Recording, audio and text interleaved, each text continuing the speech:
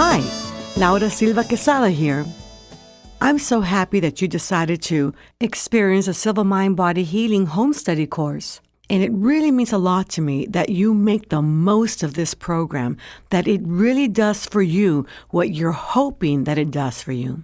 So before you begin, there's several things I want you to keep in mind.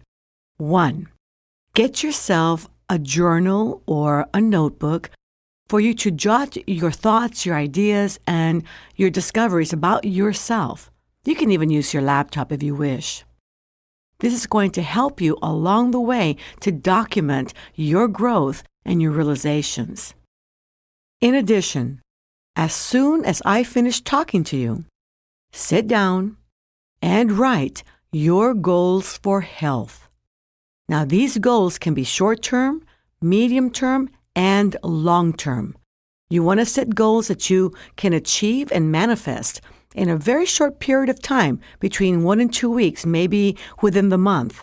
But you also want to make sure that you have goals set out for 6 months, 12 months, 24 months, 5 years, 7 years, 10 years, 20 years.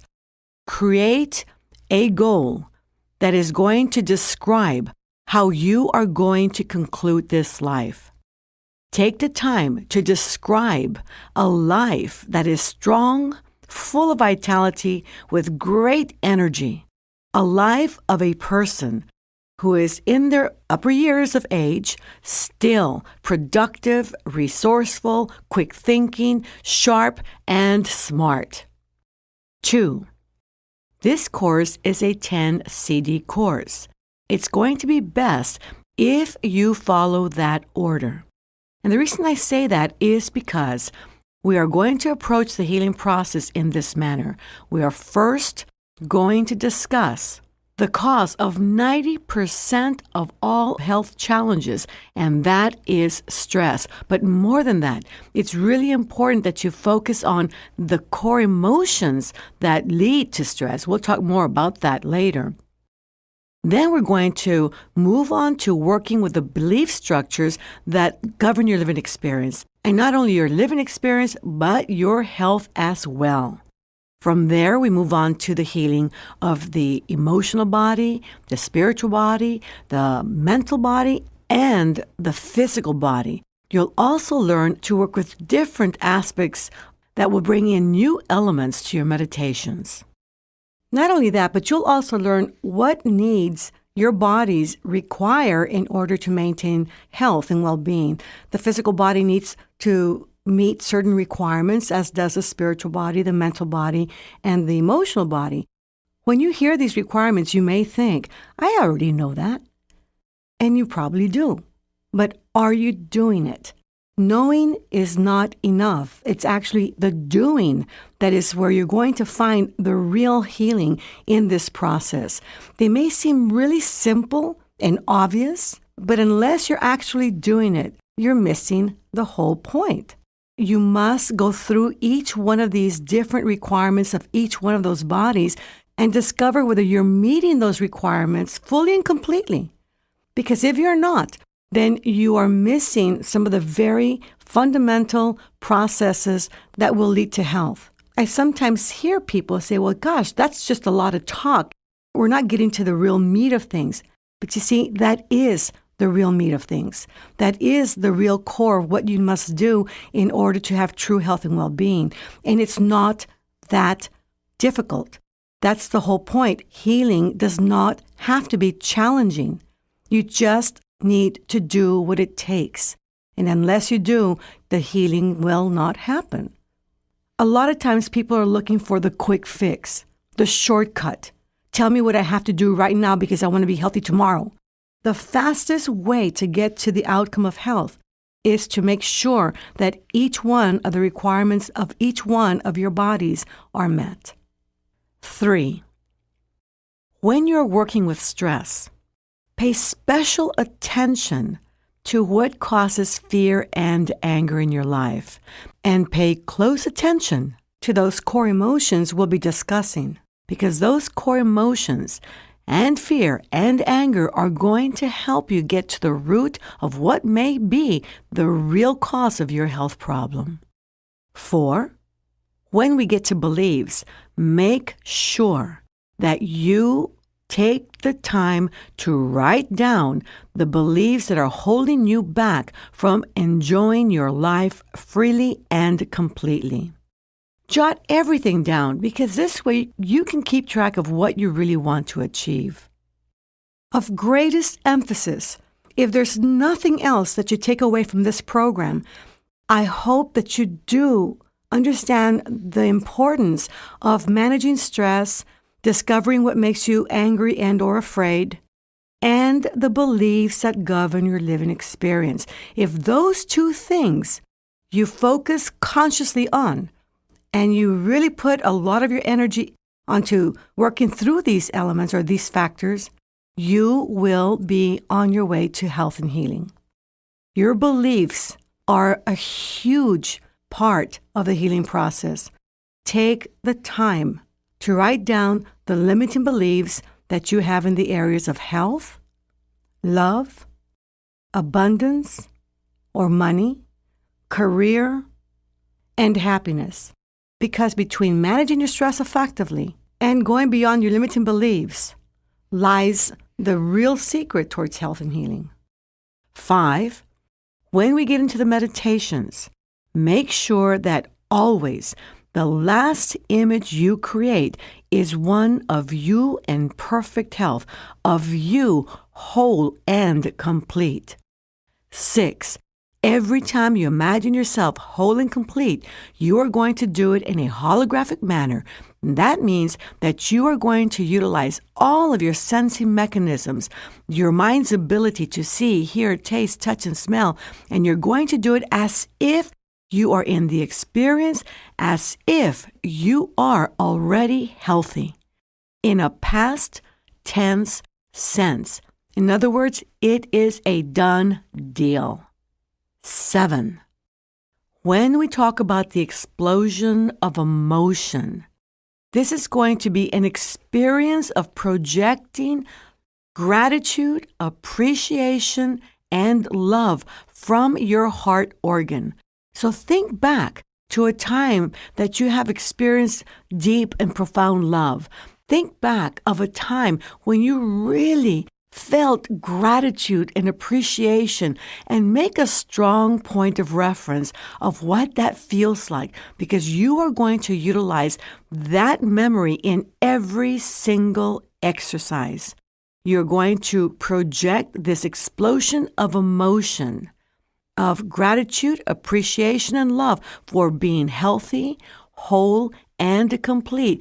Even if you're not there already, you are still going to do that so that your body, your brain, and your mind can begin to accept that you are whole and complete, that you are healthy, so that your body, brain, and mind can begin to learn how to produce health in your system, in your body, in your being. 8, whether or not you agree with everything I say, please do me a favor. Open your mind to the possibility of health and healing. Open your mind to the possibility of doing something that may be a little bit different. You have nothing to lose and everything to gain. Health is there for you. I have seen so many thousands of people regain their health with these methods, and I know that you can too. 9, apply the suggestions that are going to help every single one of your bodies heal. The emotional, spiritual, mental, and the physical.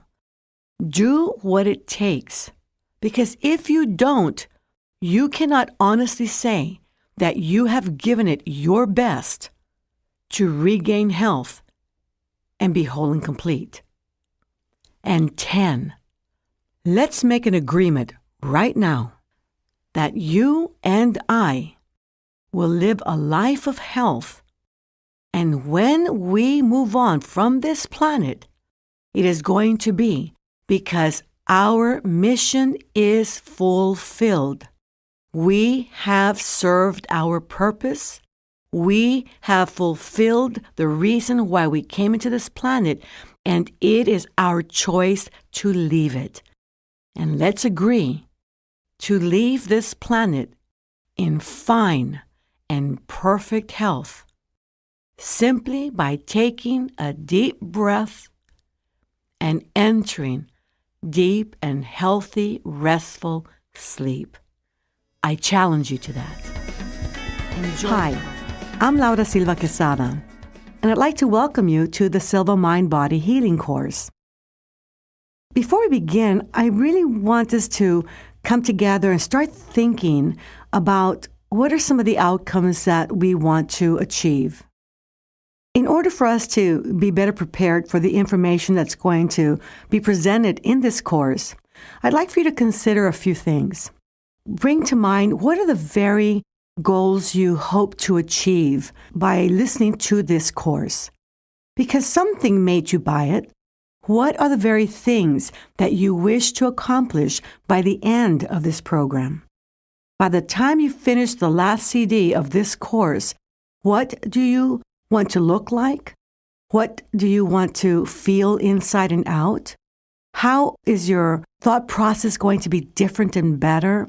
How are you going to know that you are moving towards health? Because it is about healing, mind-body healing, your mind over your body healing.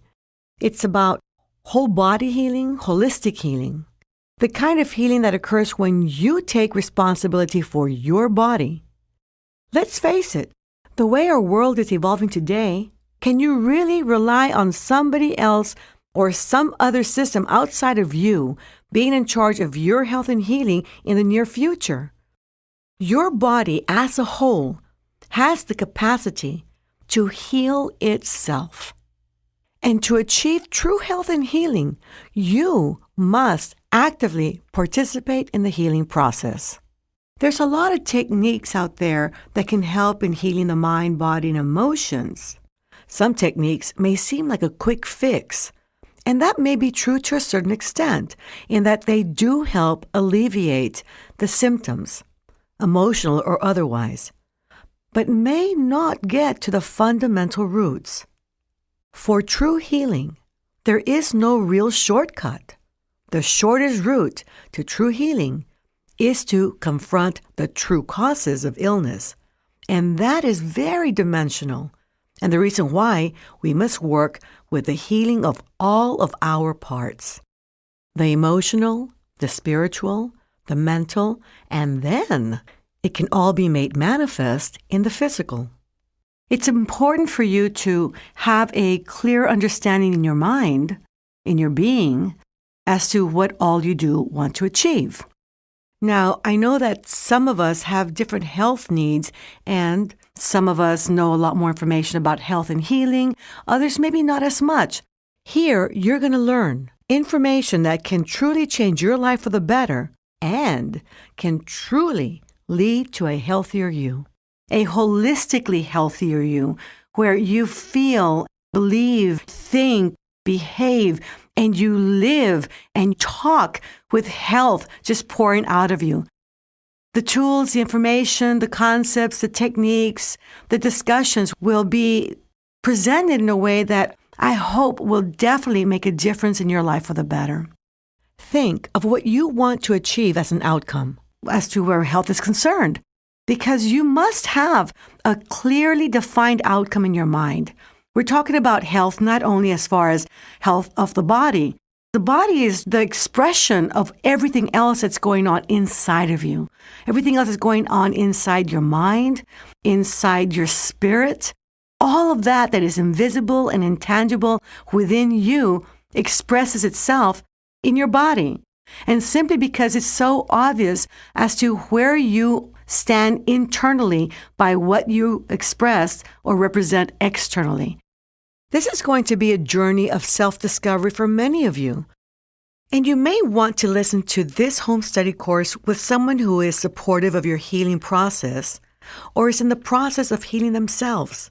This way, you can discuss your thoughts, feelings, emotions, and express with one another and develop a support system for each other. There's something magical about exposing your heart and soul, your fear and your pain, to someone who really, really cares. Suddenly, things fall into proper perspective, and you can move forward faster and easier, and the healing truly begins. So it's a good idea to get a journal and write down your discoveries about yourself along the way, and title your journal with something that is meaningful to you.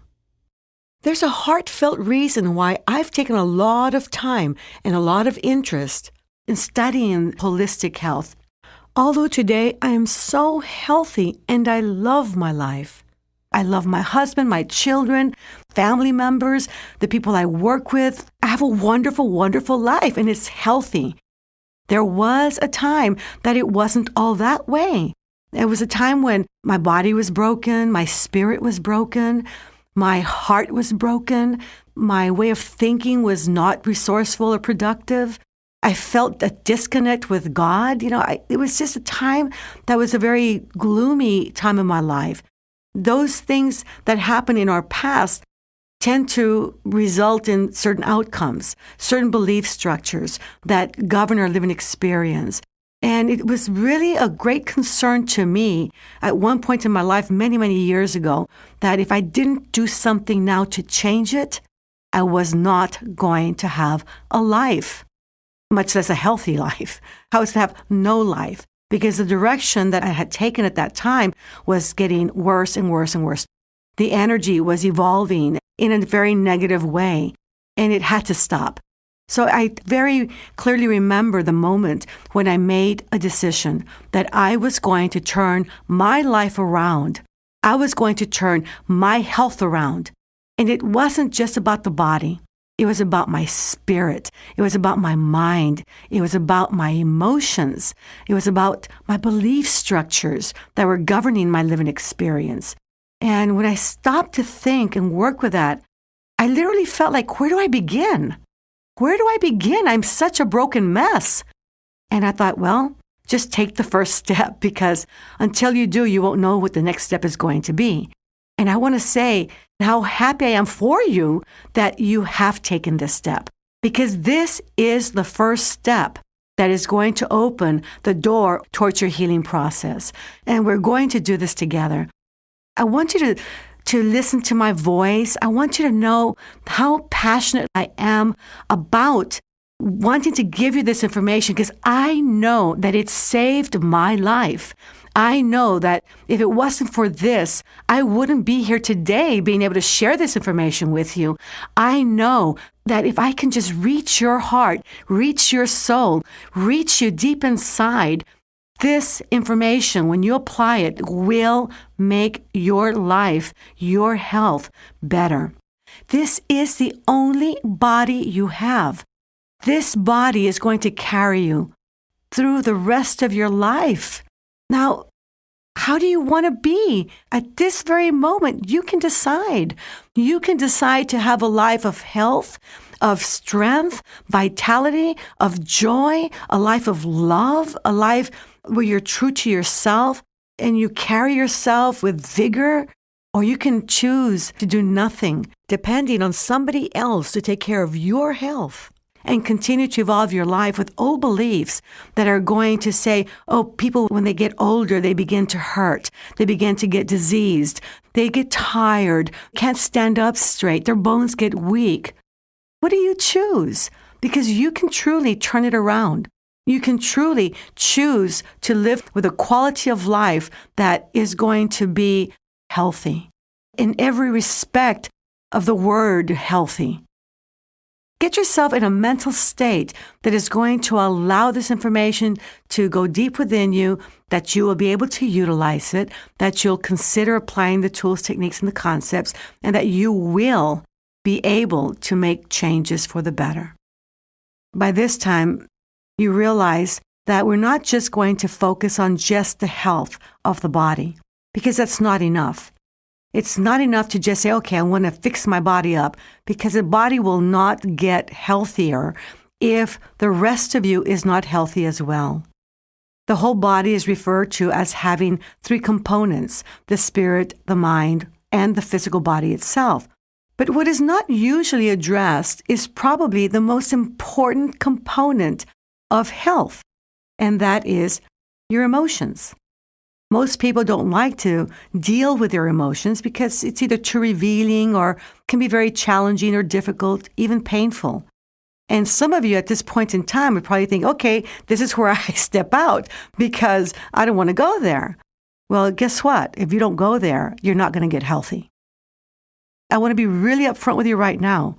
We're going to be working with the emotional you early on in the program, along with belief structures. We're going to be working with those beliefs that govern your living experience that don't work for you, and we're going to change them. So for our practical use and purposes, we'll be talking about health from a whole body or holistic point of view. And that means that we're going to be addressing health from a physical, a mental, a spiritual, and an emotional point of view. I find it easier if I can talk about those different components as bodies: the physical body, the emotional body, the mental body, and the spiritual body. And each of those parts or each of those bodies have individual needs and or requirements that when are met ensure true health and well-being, and that's a fact. Through this course, you're going to learn how to achieve true health and well-being. It'll be very clearly explained so that it becomes a goal that is extremely possible for you to manifest. I and my colleagues, Drs. George Asau, Joe McGillicuddy, Aratilla Fulham, and Ray Jimenez, along with Father Justin Bielitz and my sister Isabel Silva Chateau, will be providing you with information that will give you every reason to believe that true health is within your reach. And by satisfying the needs of each of your bodies or each of your parts, every area of your life will improve and become healthier through time. In this course, you're also going to learn that the one single factor that strengthens the connection between the body, mind, spirit, and emotions is that of meditating. And there's no escape from that. Meditating is the one thing that is going to strengthen your relationship with yourself, with your body, and especially with those parts of you that are invisible, intangible, with the physical senses, which is that spiritual part of you.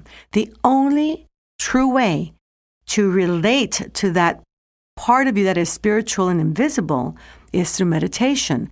And that practice or that exercise of meditation is the one thing that does strengthen the connection of spirit, mind, body, and emotions. It's going to be factored in everything we do throughout this program or throughout this course. The Silva Mind Body Healing course is loaded with valuable information, tools, and exercises, all designed in order for you to turn your dreams of health into a reality. For the mere reason that you purchased this CD set, you may be in real need of health and healing. And I'm aware of that. I'm aware that you may have a condition that you really have to put a lot of thought and energy into the healing process. And when you heard of the Silva Mind Body Healing course, you thought, gee, maybe this can help me to start getting healthy again. And I want this course to be that for you. I want this course to contain the kind of information that you need to make healing happen in your life and living experience. And because of that, I'm going to offer you a technique that I know can start the healing process. We're going to skip a lot of steps by me giving you this technique at this point in time early on in the CD set. And not all of your questions are going to be answered at this point in time, obviously. But as you apply the technique, apply it with all of your heart and soul, with a real desire to want to get healthy again, with the intention of getting healthy, with a lot of emotion of wanting to experience real health, true health and healing. I'll guide you along the way, and there may be things that you don't quite understand yet, how or why the technique works towards improving your health. But do it anyway.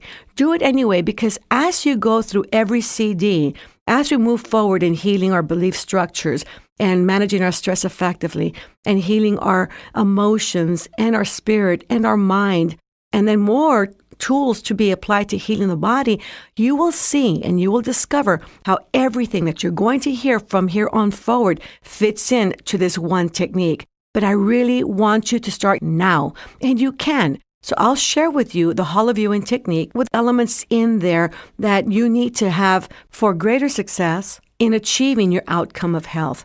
Greg Braden, in the book The Isaiah Effect, writes that the fundamental belief in many of the ancient philosophies is that we are already healed, that within each moment of our time in this world, we make choices, either affirming or denying the life that already exists in our bodies. So I really want you to come into this program understanding that you as a being are healthy and whole and complete, that there are things that happen to us in our living experience that chip away from that health in our emotions, in our spirit, in our mind, and in our body. But in essence, we are already whole and complete. Some of the masters of old viewed the expressions of illness as powerful illusions stemming from choices and actions made by the individual, rather than looking to external causes. We cannot be pointing the finger at everything and everyone around us saying, it's because of that I'm sick. It's because of. We can't do that, because every time you point that finger, you have 3 fingers pointing right back at you. It's our choices, our actions that finally build up to what is the expression of our physical reality, the expression of our physical health. And it's not always a conscious choice or action. Often it's an unconscious choice and action. And that's something else that we want to add into our living experience is consciousness. I know I'm throwing a lot of information at you, starting from the very beginning, but I just want this information to start aligning itself deep within you, because it will all fall into place as you listen to the next CD and the one following that. Our souls are already healed and seek to express that state through our bodies, accepting our healing through our own beliefs and forgiveness. Our healing is mirrored through expression in this world through our bodies. Our bodies are truly the indicators of the quality of our choices. And often, if you think about it, many times the choices that we make and the actions that we take, we sometimes look back and say, why did I do that? Why did I make that choice? And we suffer sometimes either guilt and or the pain of making wrong choices and decisions, of having hurt ourselves or others. And all these things, all these emotional factors begin to chip away from our health because it affects our immune system. It affects the way we feel about ourselves inside. It affects the way our spirit is connected to God. It affects the way we think about ourselves, and our thoughts have power over our bodies. It affects everything we do. And it's a really great time to start thinking of the connection that we have between spirit, mind, body, emotions, and intuition, because intuition helps guide us in making wise choices and decisions. Every single part of us is interrelated. And what we are aspiring to is a harmony of health. And you will see in the hollow viewing technique how everything plays a role in the outcome that we desire to manifest. That's what it takes. It takes a lot of desire. It takes a lot of belief in yourself, in your ability that you can make it happen, in your belief that others have healed from the very condition that you may be experiencing right now. Millions have survived. Millions have healed. Millions are experiencing their bodies as whole and complete, as healthy in every way. And you need to remember that. You need to expect these outcomes to manifest. And not only do you need to desire, believe, and expect these things to happen, and we'll talk all about this later, I promise you that, but you also need to go at it with a deep-rooted intention of making it happen, and with the emotions that are going to move energy into manifestation as you desire it to be. All I ask of you at this point in time is to keep an open mind, because you have nothing to lose and everything to gain. Keep an open mind to the exercise that we're going to go through, and I'll explain it before we do it. Keep an open mind to the information that you're going to hear, because it can truly make a difference in your life. This is what we're going to do in the holoviewing technique. You're going to go into a meditative state, and we're going to use what is called the 3-2-1 method. This will allow you to slow down brain frequencies into the alpha frequency of brain function. Now, that's very easy to accomplish, sometimes by just simply closing your eyes and taking a deep breath and relaxing your body. You are already emitting alpha frequencies. And to function at alpha is something your body, brain, and mind does every day of your life, every night as you go to sleep. In fact, you go in and out of all the frequencies of brain, from beta to alpha to theta to delta, and back up again and back down again every night. So this is a normal function and a very easy frequency to achieve. So we're going to use the 3-2-1 method always. From now on, when we say 3, as you go into a meditation, you're going to relax your body. I'm going to ask you to take a deep breath, and as you exhale, to mentally repeat and visualize the number 3 times. And I will briefly guide you into a state of physical relaxation by saying to you, concentrate your sense of awareness on your scalp, the skin that covers your head. You will feel a fine vibration, a tingling sensation, a feeling of warmth caused by circulation. Now release and relax all ligament pressures and tensions from this part of your body and place it in a deep state of relaxation that will grow deeper and deeper as we continue.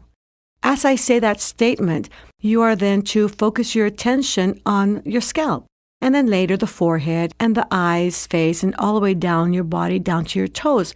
And as you focus your awareness on the different parts of your body, you are to release and let go of stress and tension. You are to experience a tingling sensation, a vibration, not only caused by circulation, but by being alive itself, just the mere fact that you have the energy of life within you. You're to concentrate and experience that, and then relax that part of the body and all the way down to your toes. And along the way, I'm going to ask you to concentrate within the body. And should there be any area of your body that needs to heal, maybe it's a particular gland like the pancreas or the gallbladder.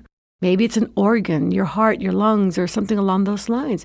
Maybe it's an entire system, your respiratory system, your reproductive system, your excretory system. Whatever it may be, then you focus your attention on either that gland, that organ, or that system, and imagine it returning to perfect health. Number 3, sometimes referred to as levels, will always be a trigger mechanism for you to relax physically. Then I'll ask you to take another deep breath, and as you exhale, you will mentally repeat and visualize the number 2 3 times. From now on, number 2 will always be for mental relaxation. All you need to do to relax mentally is to think of tranquil and passive scenes.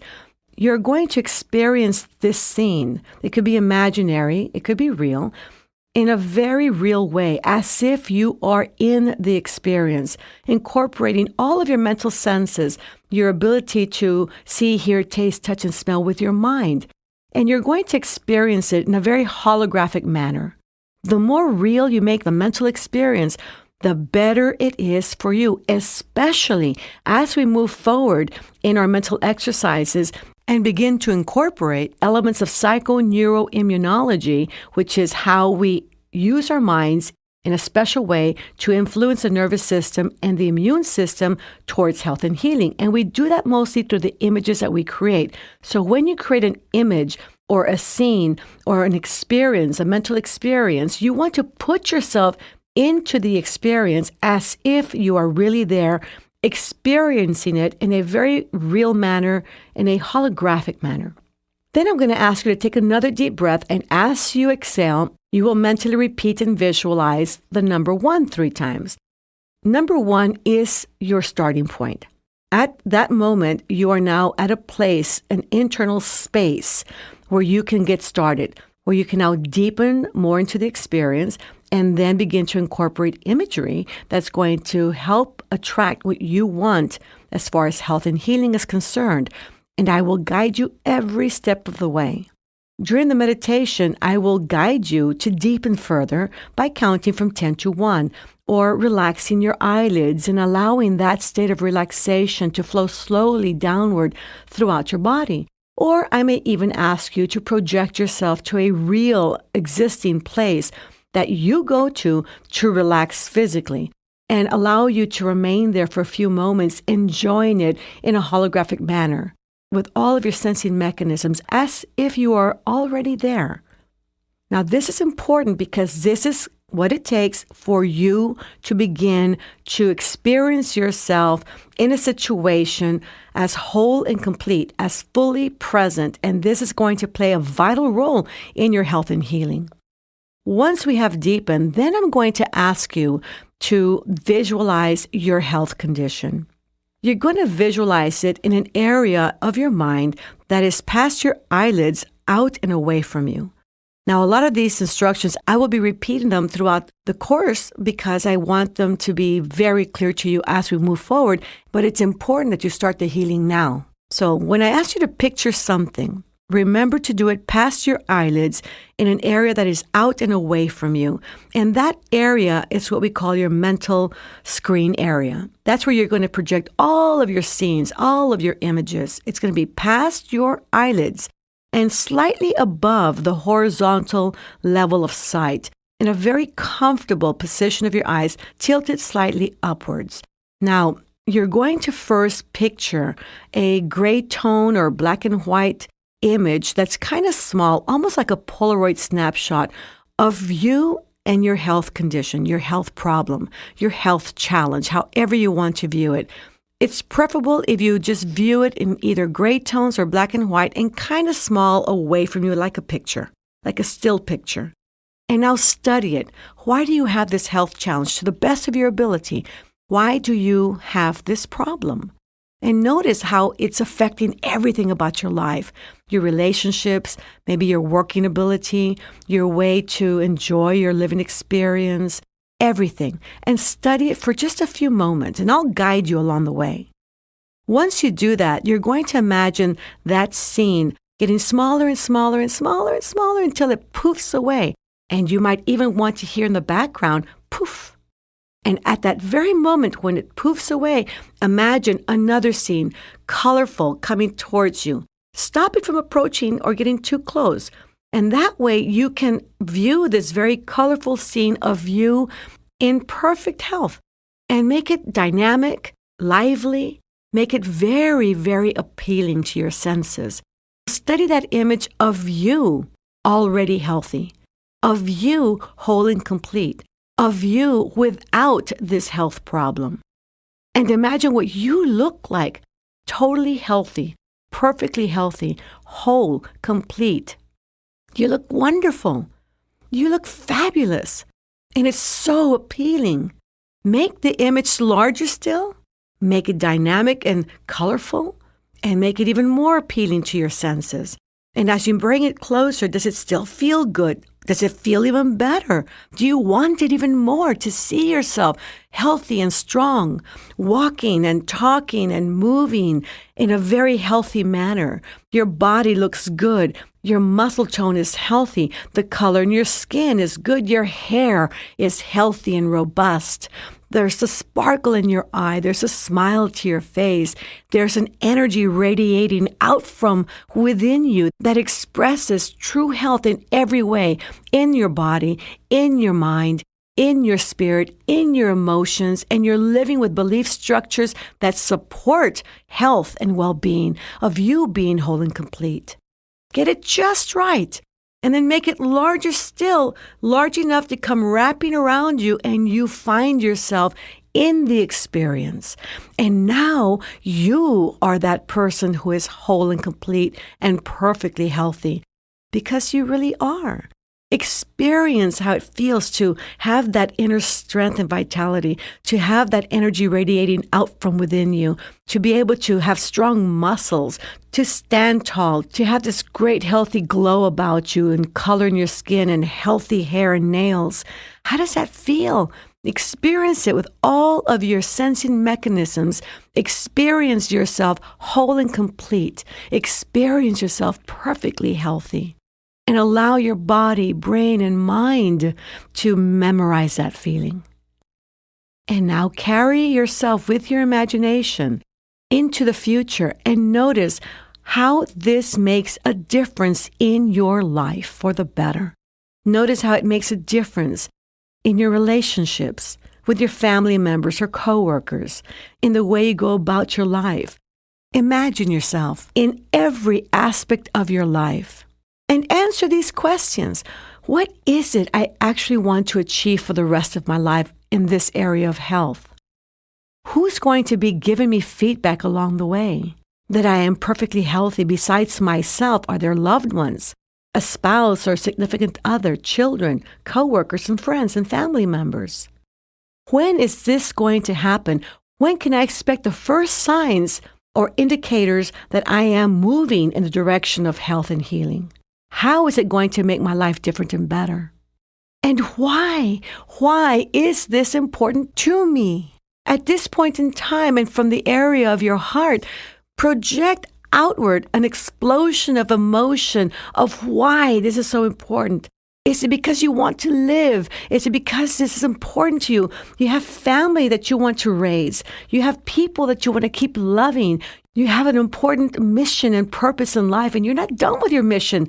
You haven't yet fulfilled your purpose in life. Whatever the reasons are, express it passionately and with a lot of emotion. And when you experience yourself whole and complete and perfectly healthy, express the explosion of emotion of gratitude, appreciation, and deep love for yourself, to universal source energy, to God, however you want to experience it. But emotion moves energy into manifesting the way that you are picturing it and experiencing it. Feelings must be present. The emotion that represents those feelings must be present in everything you do. And you must always incorporate all of your sensing modalities. Now, again, I know I'm giving you way too much information, perhaps, at this point in time. But if nothing else, just listen to the exercise before you actually do it and become familiar with it. And then just enjoy what it feels like to be deeply relaxed physically and mentally, and truly enjoy what it is like to feel healthy, whole. Let's get ready for the exercise. And again, a lot of the gaps and the missing information will come, but I do think it's really important for you to start the healing process now. And this is the technique that you're going to hear again at the very end of this course. With this exercise, you will create what is called a strong attractor, which is an image of you, healthy, whole, and complete, that will guide you in the healing process. During this exercise, you're going to be hearing the relaxation sound in the background. It's a sound that's going to allow you to relax both physically and mentally, and also deepen during your meditative experience. Just listen to it in the background. Don't pay too much attention to it. It will do what it's supposed to do and help you along the way.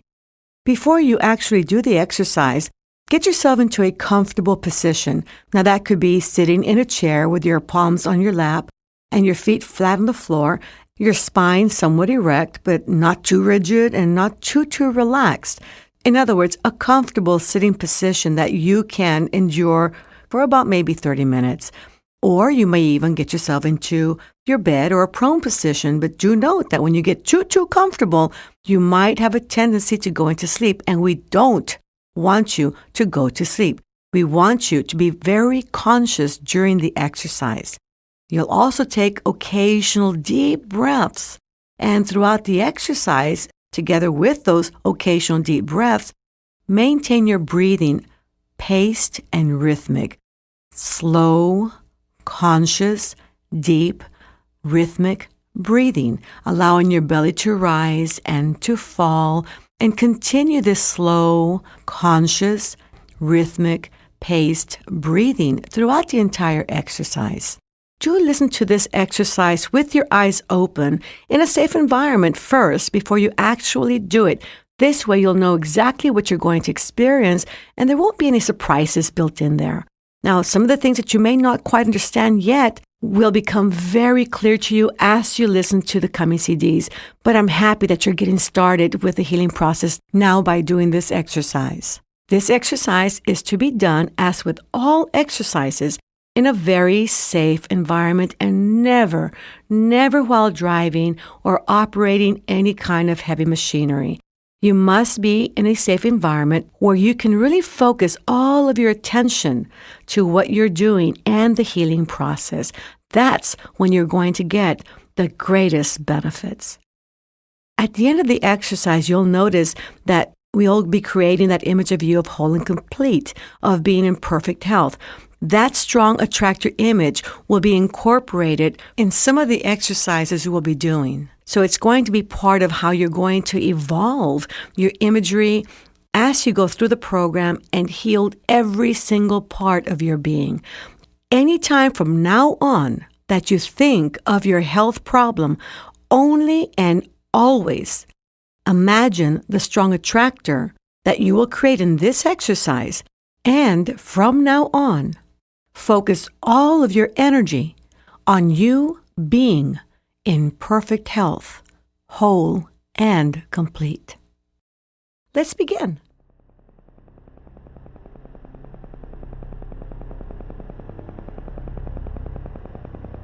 We will begin this exercise with the 3-2-1 method. Find a comfortable position. Close your eyes. Take a deep breath. And while exhaling, mentally repeat and visualize the number 3 times.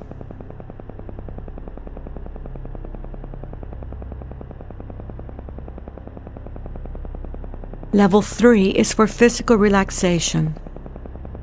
To learn to relax from head to toes in a matter of seconds.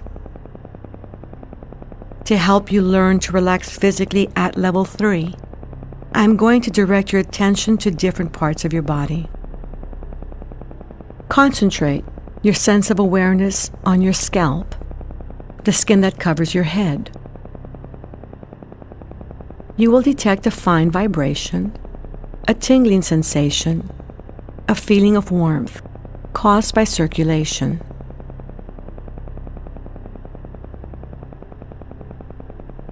Now release all tensions and ligament pressures from this part of your head and place it in a deep state of relaxation that will grow deeper and deeper as we continue.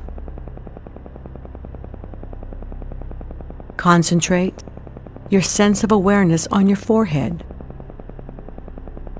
the skin that covers your forehead. You will detect a fine vibration, a tingling sensation, a feeling of warmth caused by circulation.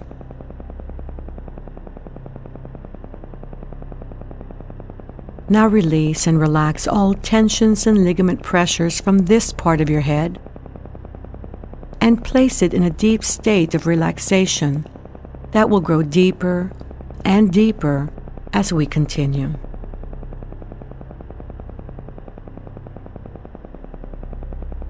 Concentrate your sense of awareness on your eyelids and the tissue surrounding your eyes.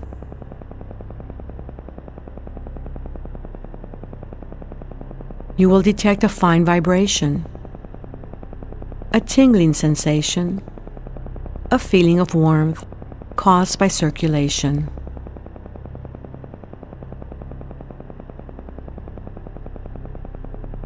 Now release and relax all tensions and ligament pressures from this part of your head and place it in a deep state of relaxation that will grow deeper and deeper as we continue.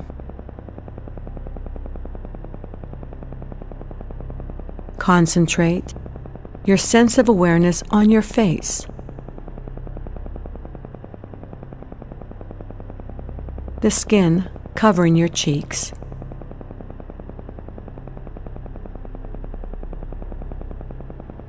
You will detect a fine vibration, a tingling sensation, a feeling of warmth caused by circulation.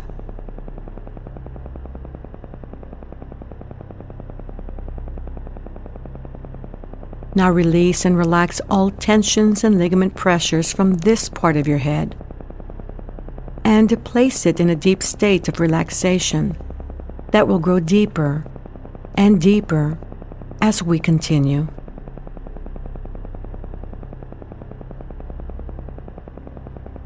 Concentrate on the outer portion of your throat. The skin covering your throat area.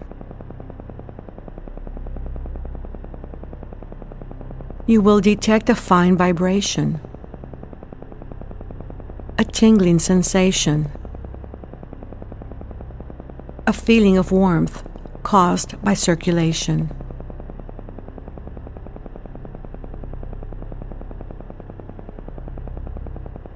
Now release and relax all tensions and ligament pressures from this part of your body and place this area in a deep state of relaxation that will grow deeper and deeper as we continue.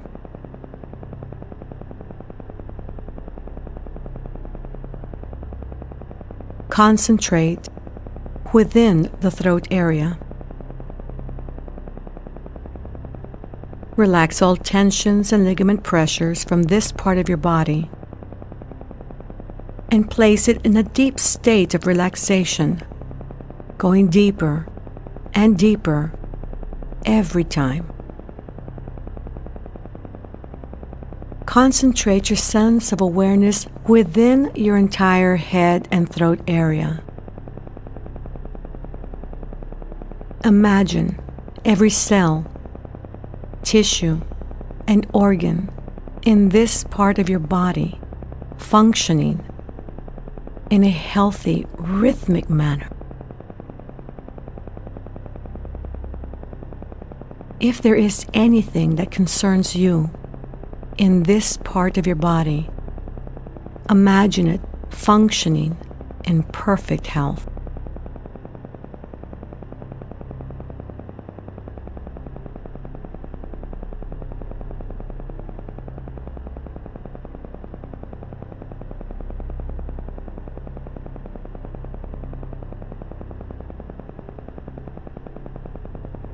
Concentrate on your shoulders, arms, and hands. Feel your clothing in contact with your body. Feel the skin and the vibration of your skin covering your shoulders, arms, and hands. Relax all tensions and ligament pressures and place your shoulders, arms, and hands in a deep state of relaxation, going deeper and deeper every time. Concentrate on your back. Relax all tensions and ligament pressures and produce a state of relaxation in this part of your body from your neck to the end of your spine.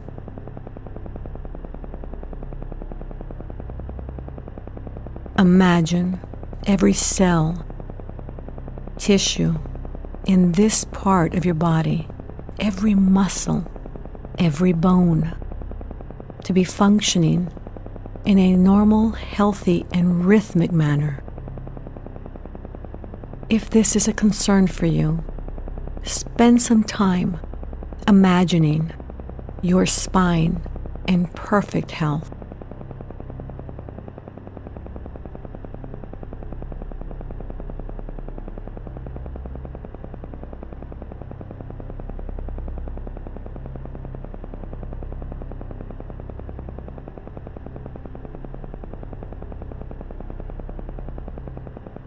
Concentrate on your chest. Feel your clothing in contact with this part of your body.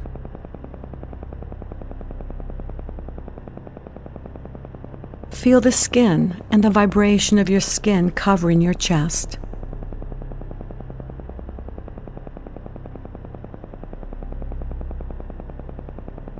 Relax all tensions and ligament pressures, and place your chest in a deep state of relaxation, going deeper and deeper every time.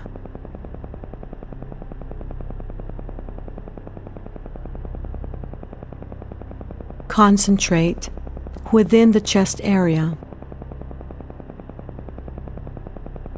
Relax all organs. Relax all glands.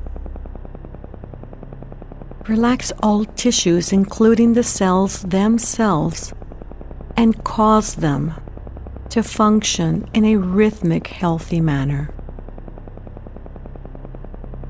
If you have any concerns within the chest area, imagine them returning to fine and perfect health.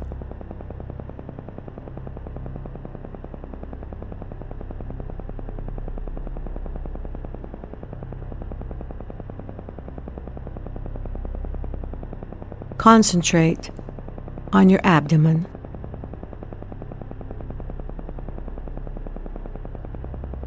Feel the clothing in contact with this part of your body.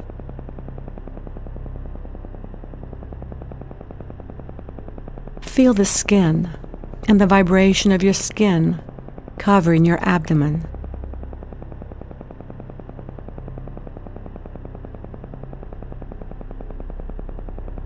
Relax all tensions and ligament pressures, and place your abdomen in a deep state of relaxation, going deeper and deeper every time.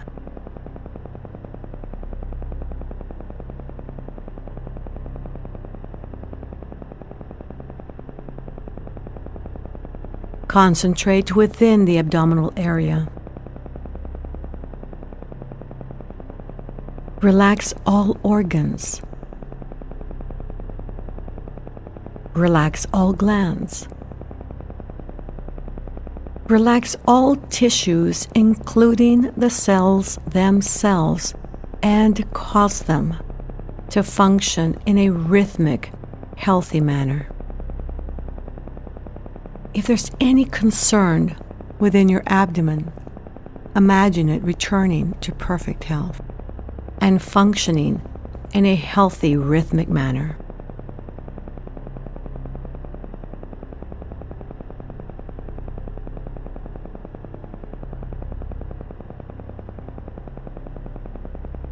Concentrate on your thighs.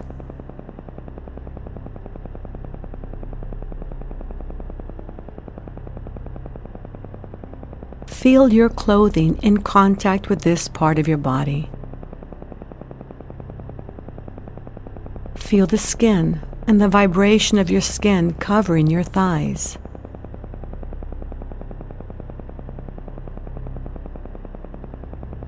Relax all tensions and ligament pressures, and place your thighs in a deep state of relaxation, going deeper and deeper every time. Sense the vibration of life at the bones within your thighs. By now, these vibrations are easily detectable. Imagine the bones within your thighs to be functioning in a healthy, rhythmic manner. Imagine every single bone in your body, every single joint to be functioning in a healthy, rhythmic manner.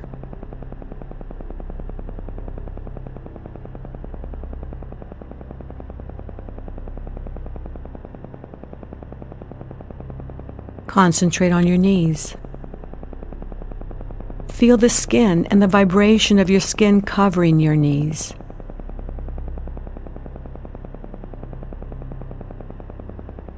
Relax all tensions and ligament pressures, and place your knees in a deep state of relaxation, going deeper and deeper every time.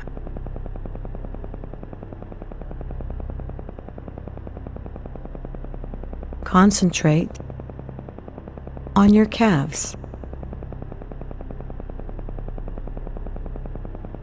Feel the skin and the vibration of your skin covering your calves.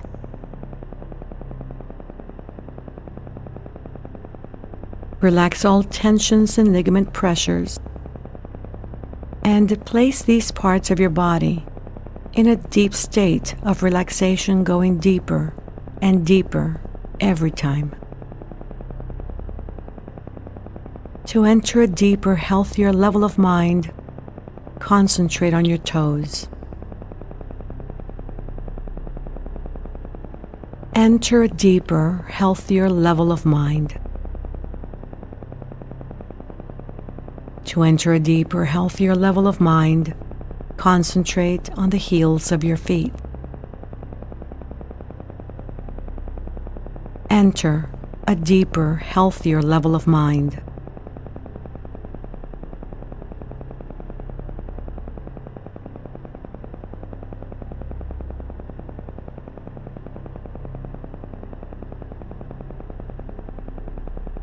Now imagine every cell, tissue, gland, organ, and system of your body to be functioning in a normal, healthy, rhythmic manner, as whole and complete.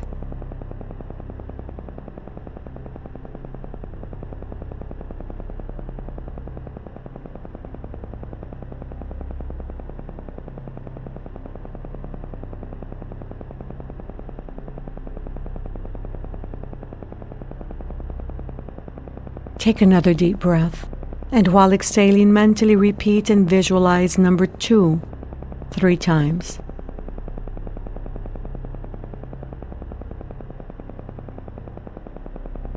Level 2 is for mental relaxation, where noises will not distract you.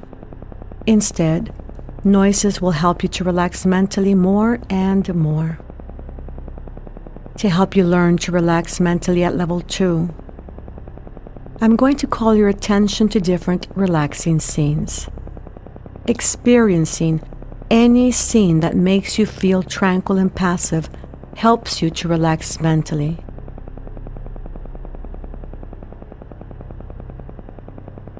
Experience this tranquil and passive scene with all of your sensing mechanisms from a holographic perspective, as if you are actually there. Be near water on a nice summer day, feeling the warm sun, a gentle breeze, the sound of waves. May be a tranquil and passive scene for you, a very relaxing scene for you.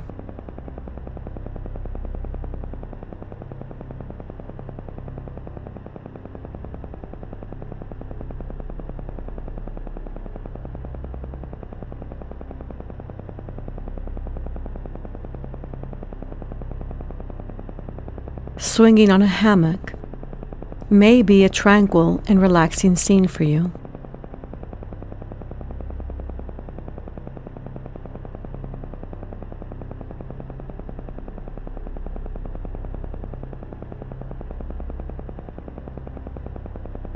A tranquil and relaxing scene for you may be a walk on a beautiful day when the breeze is just right, where there are tall shade trees, beautiful flowers, a very blue sky, an occasional white cloud, and the birds singing in the distance. Hear birds singing in the distance.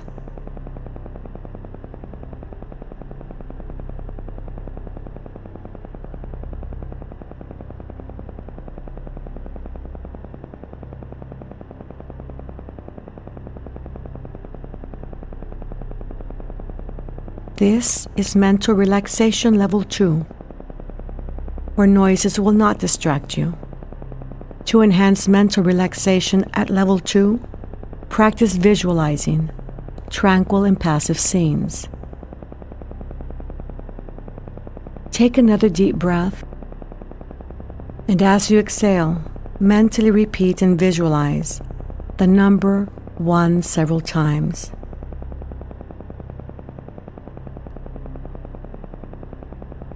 You are now at your alpha level, a deeper, healthier level of mind where you can function from your center. To help you enter a deeper, healthier level of mind, I'm going to count from 10 to 1. On each descending number, you will feel yourself going deeper, and you will enter a deeper, healthier level of mind.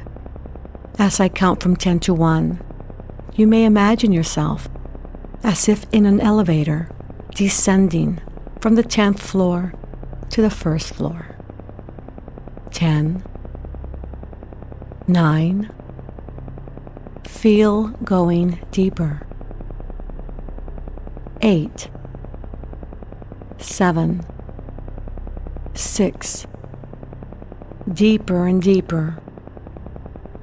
5, 4, 3, deeper and deeper. 2, 1. You are now at a deeper, healthier level of mind, deeper than before. You may enter a deeper, healthier level of mind by simply relaxing your eyelids. Relax your eyelids. A smile always helps to relax the muscles of the eyelids and face. Feel how relaxed they are.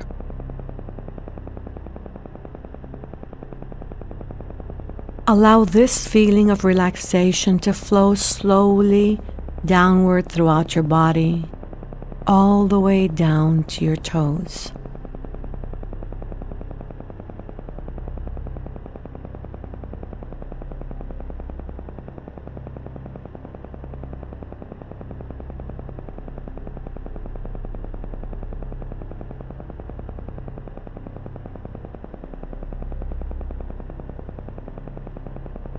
It's a wonderful feeling to be deeply relaxed, a very healthy state of being. To help you enter a deeper, healthier level of mind, I'm going to count from 1 to 3 and cause a sound with my fingers. At that moment, you will project yourself mentally to your ideal place of relaxation. I will then stop talking to you. And when you next hear my voice, you will take a deep breath, relax, and go deeper. 1, 2, 3. Project yourself mentally to your ideal place of relaxation until you hear my voice again. Experience this relaxation as if you are actually there. Relax.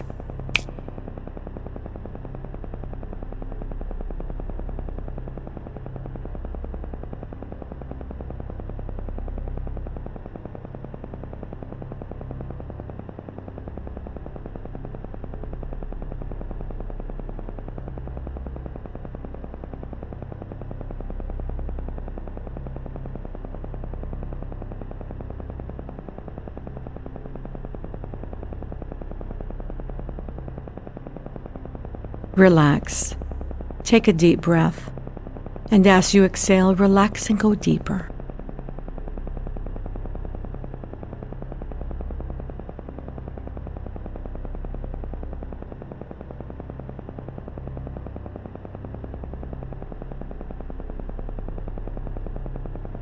The following beneficial statements you may repeat occasionally while at these levels of the mind. Repeat mentally after me. Every day, In every way, I am getting better, better, and better.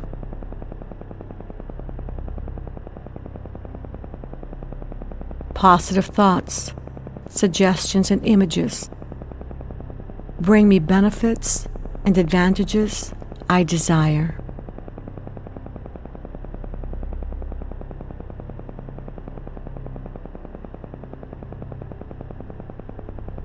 I will always maintain a perfectly healthy body, mind, and immune system.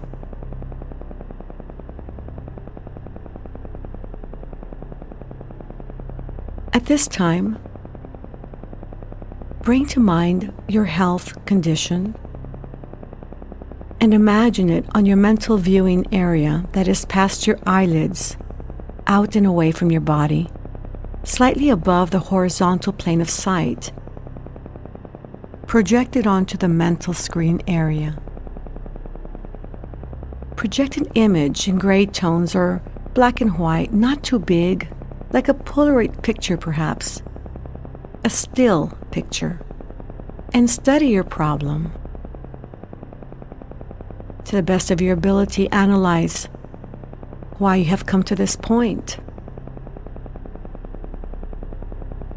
Emotionally, spiritually, mentally, and physically. Behaviors, attitudes, belief structures, whatever it is that has now ended up in this expression of health. Take a few moments just to study it, to become aware of it, to let it go, because never again will you come back to this image. Once it is gone forever.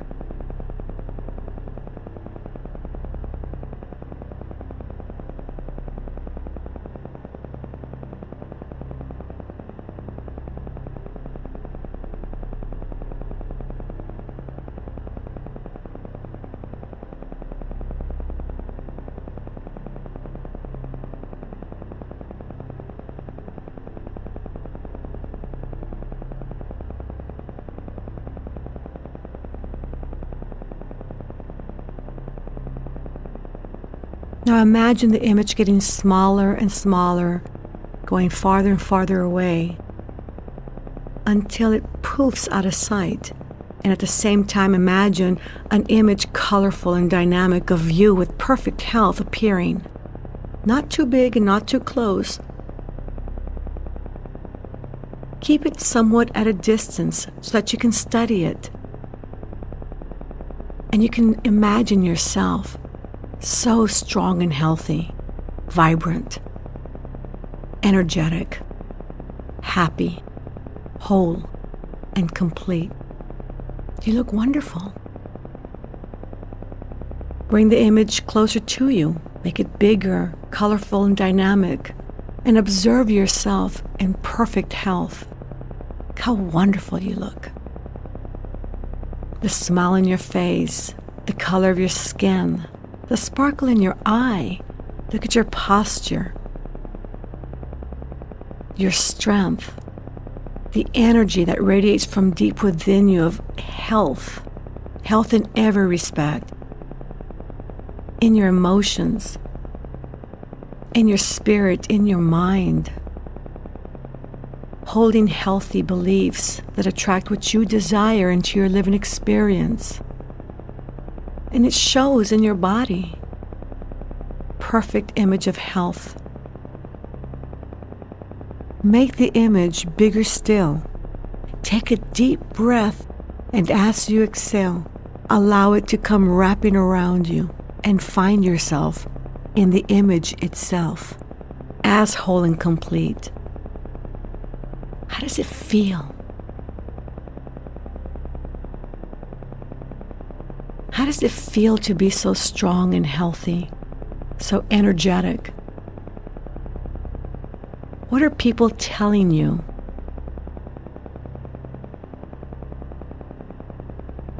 What do you hear them say about your health and how great you look?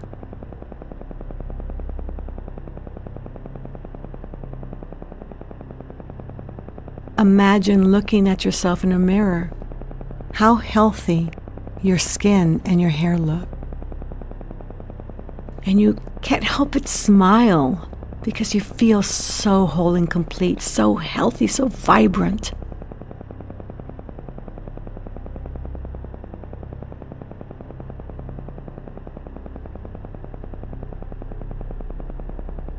What is letting you know that you've already started to achieve health and well-being, whole and complete? What indicators are there in your environment? Is it a health caretaker telling you something? Your family members? A report you got back? Experience it and allow your body, brain, and mind to experience this feeling of health, of being whole, of being complete, because you are. And memorize this feeling.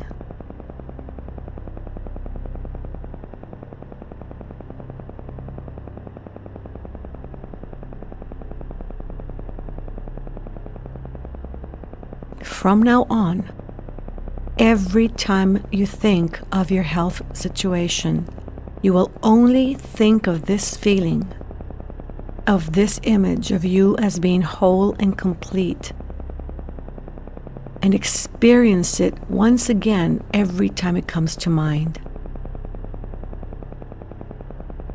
And only this.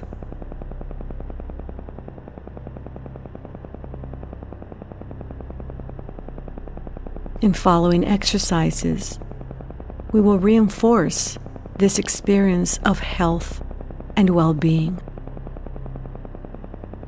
And you will always experience it as already done, as already accomplished. It is already happening.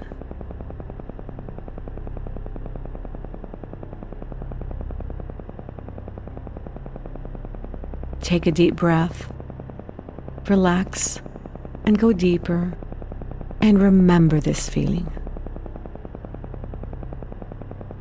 Every time you function at these levels of the mind, you will receive benefits physically, mentally, spiritually, and emotionally. You may use these levels of the mind to help yourself, to help your loved ones, and to help any human being who needs help, physically, mentally, spiritually, and emotionally.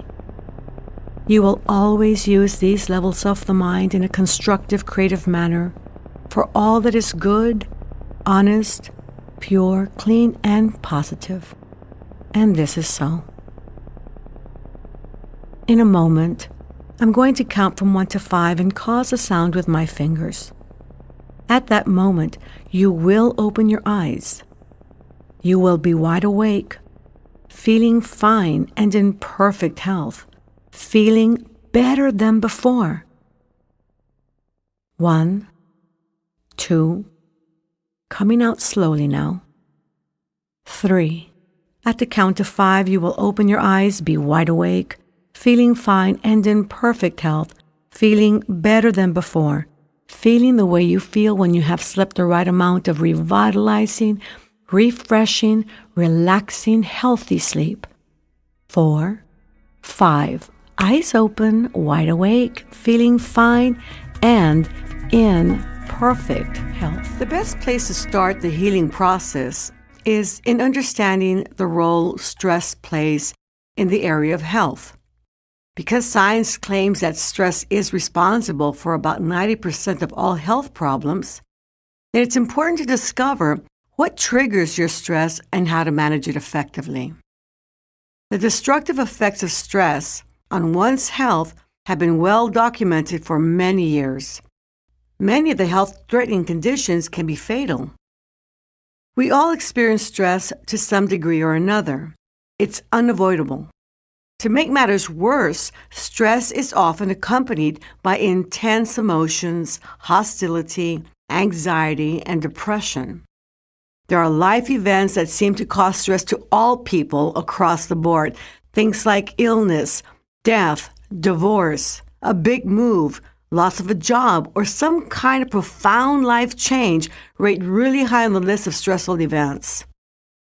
How we react to stress is often more damaging than the stress itself.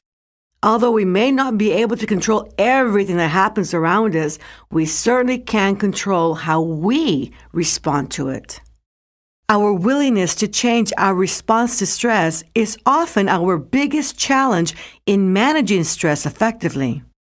We unconsciously react to stress in such a manner that resembles a habit, and habits, as many of us know, are often really difficult to break. But keep in mind that your reaction to stress is not a fingerprint that you're stuck with for the rest of your life. It is a learned response that you can modify or eliminate. For you to get back to true health and experience coming from whole and complete and maintain it, you must understand what stress is and then learn to manage it effectively. Stress is a physical, chemical, or emotional factor that causes wear and tear on the body as a whole. It creates imbalance in every bodily system. There are several ways of viewing stress. Short-term stress is referred to as acute. Acute stress occurs when our lives are being threatened or we perceive danger. It is a kind of stress we experience when we're being chased by a dog while jogging. It immediately triggers a fight-or-flight response, and it's not likely to be life-threatening. Long-term stress is referred to as chronic, and often that leads to serious health challenges. Some of the first symptoms of chronic stress are headaches, insomnia, and digestive problems. If you're suffering from any of these problems, you're lucky, because that's just your body telling you that you are under too much stress and the conditions have not gotten that serious yet. These conditions are your body's way of telling you that you need to slow down and make some changes. If constant stress continues or gets worse, the symptoms also get worse. Conditions like high blood pressure, arthritis, glaucoma, and hypoglycemia may result. Persistent stress can potentially lead to a breakdown in the immune system, and diseases like leukemia, cancer, and multiple sclerosis have the right conditions to develop. If you're suffering from the more simple type of conditions like headaches, insomnias, and digestive problems, then you need to take some time off and just meditate at least 15 minutes a day. If you have more serious conditions like high blood pressure, arthritis, glaucoma, and hypoglycemia, then I recommend that you meditate twice a day for at least 15 minutes every time. And if you have really serious conditions like immune problems or leukemia, cancer, illnesses of those types, then I recommend that you meditate 3 times a day for 15 minutes every time. Dr. Hans Selye researched stress back in the 30s and separated stress into 2 categories, distress and eustress. The bad kind of stress is called distress, and the good kind of stress is called eustress. Distress is probably the more detrimental of the 2 types of stress. It can paralyze us from taking action. It keeps us from enjoying life fully and completely. It can even kill us.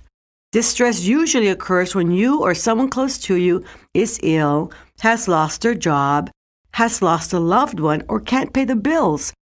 When the mental or physiological response to chronic stress is less than resourceful, the outcome is damaging to overall well-being. On the other hand, eustress is perceived as good stress that helps us to perform, and the kind of stress we experience when we're going through happy events like a graduation, a wedding, a birth of a child, a competitive event, or a vacation. When stress is managed effectively, you can experience many positive effects. There are many reasons why people experience stress. Stress results from a physical or mental stimulus that is perceived as a disruptive change. Any sudden change in a typical day's schedule might be perceived as creating disorder, and that has a potential of generating stress. It could be something as simple as not being able to find your car keys or leaving home 2 minutes late. Every time we experience stress, we have some kind of reaction. Our reaction to stress largely depends on how we think, believe, and/or behave. The reaction is fully under our control. Whereas we tend to react with excitement and joy to stress, the opposite is true when it comes to distress. How we react to stress must be the focus of our attention, because it is the one most revealing element that will make conscious the very factors that are at the core of your health problems. If we do not discover how we react under stress, then we continue to react that way unconsciously through time, making it difficult to control or manage the stress and improve the quality of our health. The following simple exercises will help you to explore and discover how you react to stress and why. Bring to mind the most recent memory where you experienced stress. It could be something that happened just this morning. As you bring to mind this stressful event, remember what you were thinking and picturing. Now answer the following questions. Upon noticing that you were feeling stressed, how did you react to the stressful event? How did your behavior change? How did the quality of your thoughts change? Was there an underlying belief? And if there was, can you identify it? What about the thought or expectation that motivated you or led you to react the way you did during that stressful event? What did you say or do that was different when you were experiencing the stressful event than when you were calm and in control?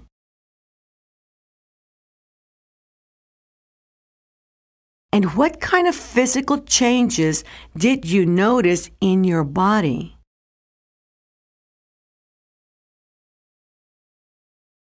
This little exercise allows you to be more conscious of your internal experience and your external experience as well. And we need to add consciousness into our everyday living experience in order to be able to expose and break some of the deep patterns and make changes in our lifestyle, in our health. Now let's do another little exercise. This time, imagine that you're having the following experience. You're driving down the highway during the morning rush hour on your way to work. You notice someone behind you driving at a very high speed and getting closer and closer by the second. As the driver passes you up and cuts in front of you, you nearly swerve off the road. You get control of your car, and luckily nobody gets hurt. Now, what are you thinking and picturing as the driver is getting closer and closer before passing you up? Were you picturing an accident in the making? Your car turned upside down or you hurt? What do you think or say as a driver passes you up?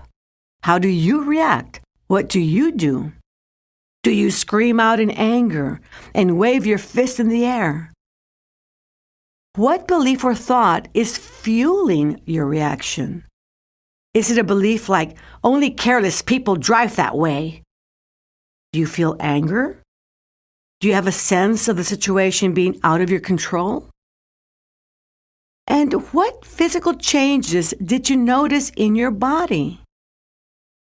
Did your heart start beating faster and harder? Breathing change? Did it go faster and become shallow? Did your muscles tense? Did your stomach feel upset? Did you get angry? Were you a little afraid? All these questions that you are answering bring to mind the experience in a way that you can evaluate it, study it, break it down, and break its structure. Because the more you break the structure of your reaction, the easier it is to be able to react more effectively and more resourcefully. Becoming aware of your reaction to stress is the most important step in managing it effectively and exposing those unconscious attachments that affect your everyday living experience. Attachments are like emotional addictions. They are the little things in life that we unconsciously succumb to, like, I have to be there on time, or I have to have my food prepared a certain way and only that way. And once you expose the attachments, you're able to take the power away from the very things that you're unconsciously addicted to. And the more you're able to expose them, the less power they have. And then we can suddenly find ourselves saying, well, you know what? I prefer to be there on time, but nothing's going to happen if I get there 2 or 3 minutes late. Or I prefer my food this way, but if it comes out a little bit different but still tastes good, that's okay. So we suddenly shift attachments at things that we have to have a certain way into things that we prefer. And we alleviate ourselves from that extreme pressure of the addictions that we live with every day in our lives. Your thoughts, beliefs, and behaviors have plenty to do with how you react. And your reaction causes your body to go through many changes. The changes your body goes through when experiencing stress is a sign that the stress response, also known as the fight or flight response, has been triggered.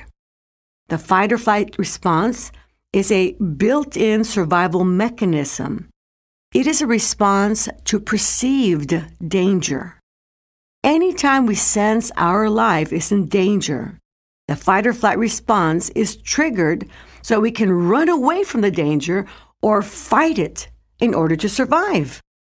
The body is designed to automatically undergo changes that will assist the actual fighting or fleeing. The only thing is that we no longer have to fight or flee. Instead, now we get angry or become afraid. Instead of the fight part, we can get so angry that we feel like we want to punch somebody out, but we don't because we're civil. And the flee part has grown or evolved to being afraid of the situation. I'm so afraid, I think I'll just run away from this. Most of the changes the body goes through when the stress response has been triggered are very obvious. Yet there are a multitude of internal changes that occur as well, such as hormonal imbalances that can lead to high blood pressure and damage to the kidneys, hardening of the arteries, and in extreme cases, heart failure and a severely suppressed immune system. Blood flow can increase 300 to 400% in order to get the body, brain, and lungs ready for action. Functions that are not essential for immediate survival, like digestion, stop. And as this occurs repeatedly through time, day in and day out, this can be detrimental to the body. A large percentage of the population trigger the fight or flight response daily, over and over and over, for things that don't merit it.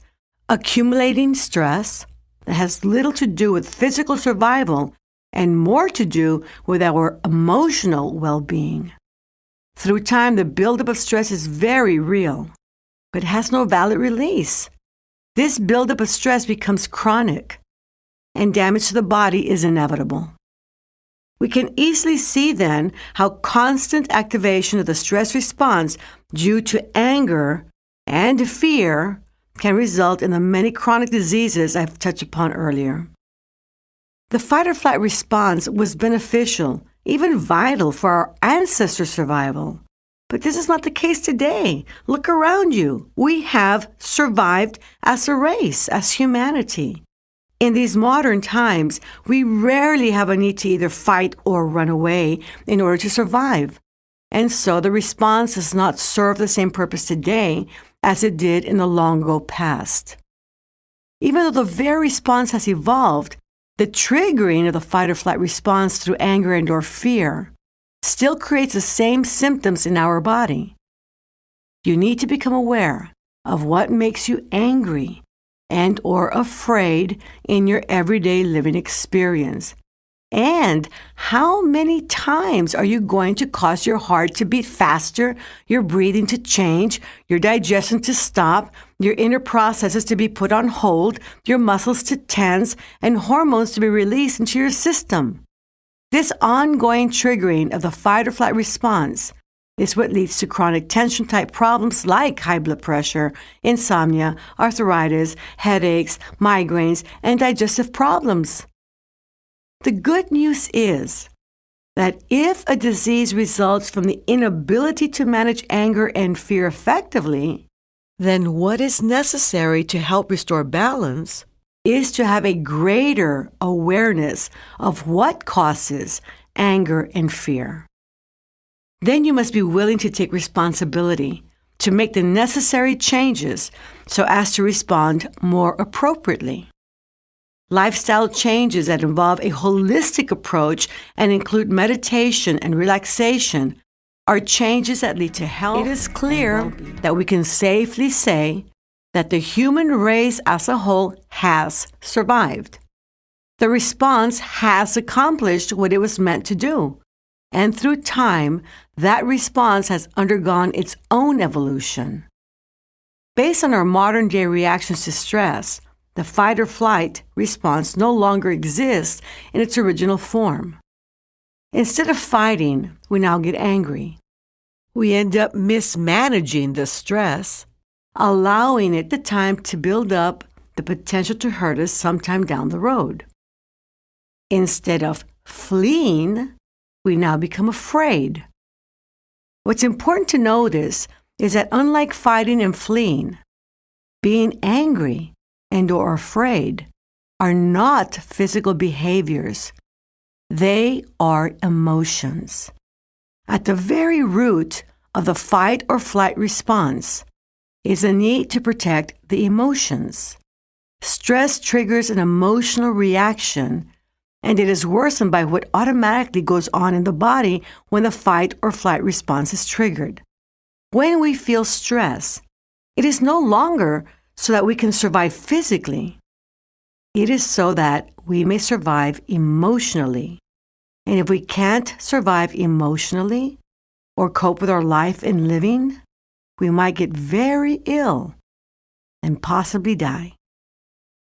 What needs to be done the moment you begin to sense that you're shifting from comfort to stress is to interrupt the reaction and convert it into a response instead. It's far more valuable to respond with ability to any situation than to react without control. When you react to something that is causing stress, you need to ask yourself whether it's because of anger or fear.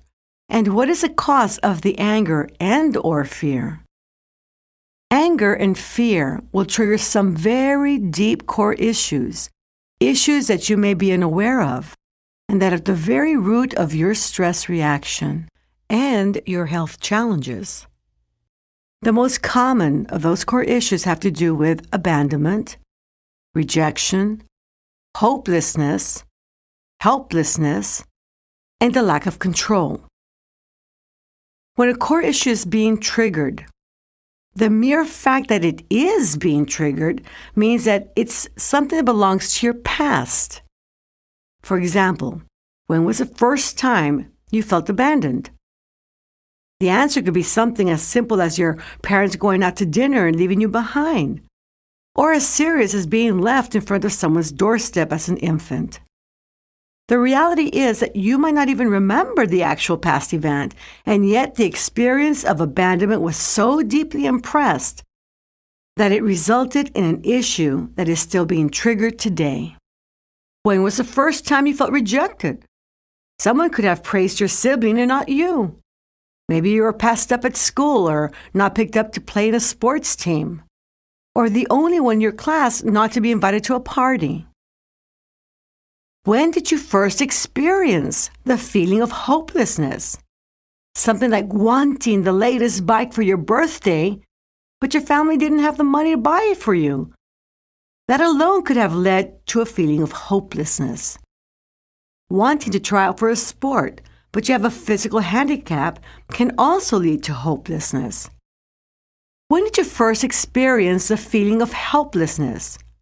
For some people, having been physically overpowered by someone much bigger than themselves could have led to a feeling of helplessness. Seeing someone you know suffer and not being able to help them can also lead to helplessness. When did you first experience a feeling of frustration for not getting your way or having full control over a situation? For example, being made to go to your room as a punishment from a parent makes a child feel that they have no control. Or being told how to think, speak, believe, and behave could lead to a feeling of not being in control. In time, this could also lead to a strong desire to want to control others and situations. It's no wonder so many of us are such control freaks. The point of the matter I'm making here is that these emotions have to do with your past and can cause plenty of stress. Most of the things that you experience stress over are things that really belong in the past, not so much in the present. They were experienced when you were very young, probably before the age of 7, when your brain was producing a predominance of theta frequencies and the mode of thinking was inductive. In other words, you were soaking everything in and you did not have the necessary resources or the language, skill level, or capabilities to handle or understand those experiences. Today, you may feel that you're all grown up physically, intellectually, spiritually, and emotionally, but the moment you're face to face with a trigger, the snowball effect begins. First, you experience a shift from comfort to stress, with a knotted feeling in the pit of your stomach. Then your mind begins to fill with sabotaging thoughts and negative feelings linked to issues of your past, followed by a cluster of physical changes due to the triggering of the fight or flight response. And then comes the expression of the stress itself in a form of a reaction that resembles a child or a past you lacking understanding and resources, who's angry, afraid, or hurt.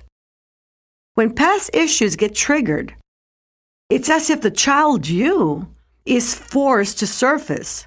In a flash, you are transported to become the child once again, and as a child made to handle the adult situation.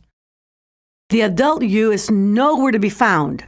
Too often, serious situations are handled by the child you, when they really need to be handled by the adult you. The adult you has many more resources than the child you and can handle situations much more effectively. Imagine being in the following example. You're at home having a wonderful afternoon and the phone rings.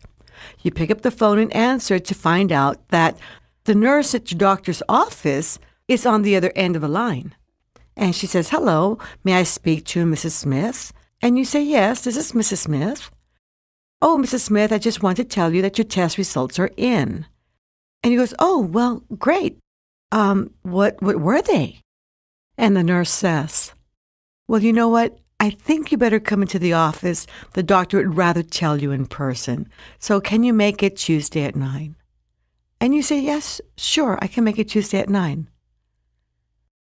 And at this point, you're already beginning to feel the stress. What are you thinking or picturing? Are you thinking, "Oh no, I wonder if he's going to give me some bad news. Maybe the test results came out really badly. What's going to happen to me? It's going to be bad, I know it is." What belief was fueling the reaction? Was it something like, "Well, with my health challenges, what do I expect but the worst?" Now, this is a belief charged with emotion, and beliefs create your living experience. How did you react? What did you say or do? Did you feel sad, worried, afraid? Did you want to cry? And what physical changes did you notice in your body? Did your heart start to beat faster and harder? Did your breathing change? Did your muscles tense? Stomach get upset? What was triggered emotionally? Was it fear that you were going to hear the worst news, that you were going to lose your life, that it was over?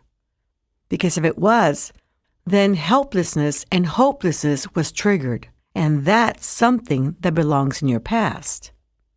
What needs to be done the moment you experience a shift towards stress is to immediately interrupt the pattern of reaction that automatically kicks in and allows the child you to surface. By interrupting the pattern of reaction with something as simple as taking a deep breath, you give yourself time to think resourcefully, and that will help allow the adult you to stay in control and respond appropriately. Something else that needs to be brought to awareness is the quality of the mental pictures that are generated by your thoughts when you are under stress and the emotions attached to that whole internal experience. Very key factors are your belief structures, your emotions that are attached to those beliefs, the thoughts or the quality of thoughts and images that you create. A person under stress has a tendency to generate negative thoughts, self-talk, mental pictures, and emotions. Remember that emotionally charged thoughts are energy in motion. They are the substance of your belief and precede physical manifestation. The emotionally charged thought must be present first for anything to happen. Negative thoughts and pictures create the ideal environment for negative outcomes, especially when they are emotionally charged. In the previous example, if bad news is not what you want as an end result, then don't think it or even picture it. You must always think of and picture only and always what you want instead.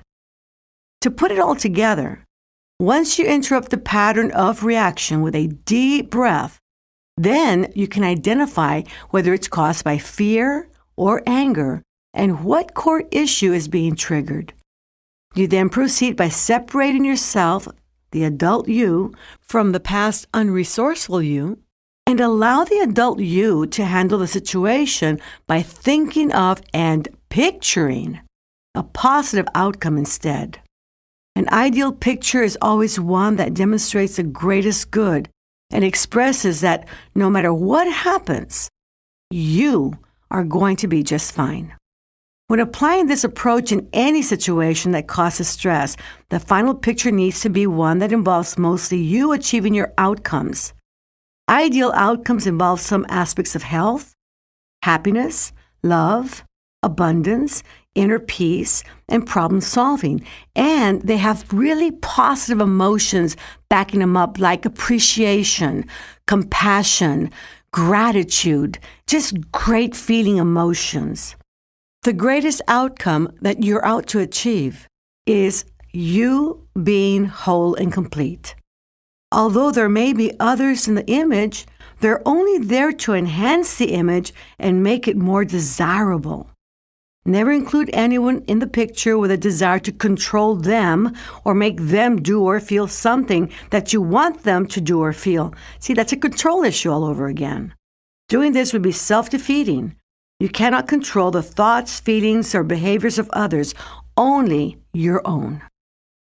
Once you get the image of what you desire just right, then I recommend you step into the image and use a trigger mechanism to lock in or anchor a certain feeling, disposition, emotion, behavior, thought, or level of sensitivity in order for them to be accessible at a later time. Anything can serve as a trigger mechanism. The most used trigger mechanisms are subtle, unnoticeable, and slightly different than normal, such as the fingers of the hand touching in a slightly unusual manner, with the first two fingers touching your thumb and the ring finger and the small finger resting on your palm. Now, this is something that we teach in the Civil Life System Home Study course and the live presentations. We call it the 3 fingers technique. But by just following my instructions right now, you'll be able to use the 3 fingers technique, this trigger mechanism, in a very resourceful way. This trigger is especially useful in that it can be a reminder for you to engage your whole being in any situation of importance. You can designate a part of yourself to each of your fingers. Remember that we are multidimensional beings. We're not just the body, but we are the spirit, the mind, the emotions, and there's an intuitive part of us that can guide our decision-making abilities. Now, each one of your fingers can be assigned to one of your parts or one of your bodies, as we've talked about earlier.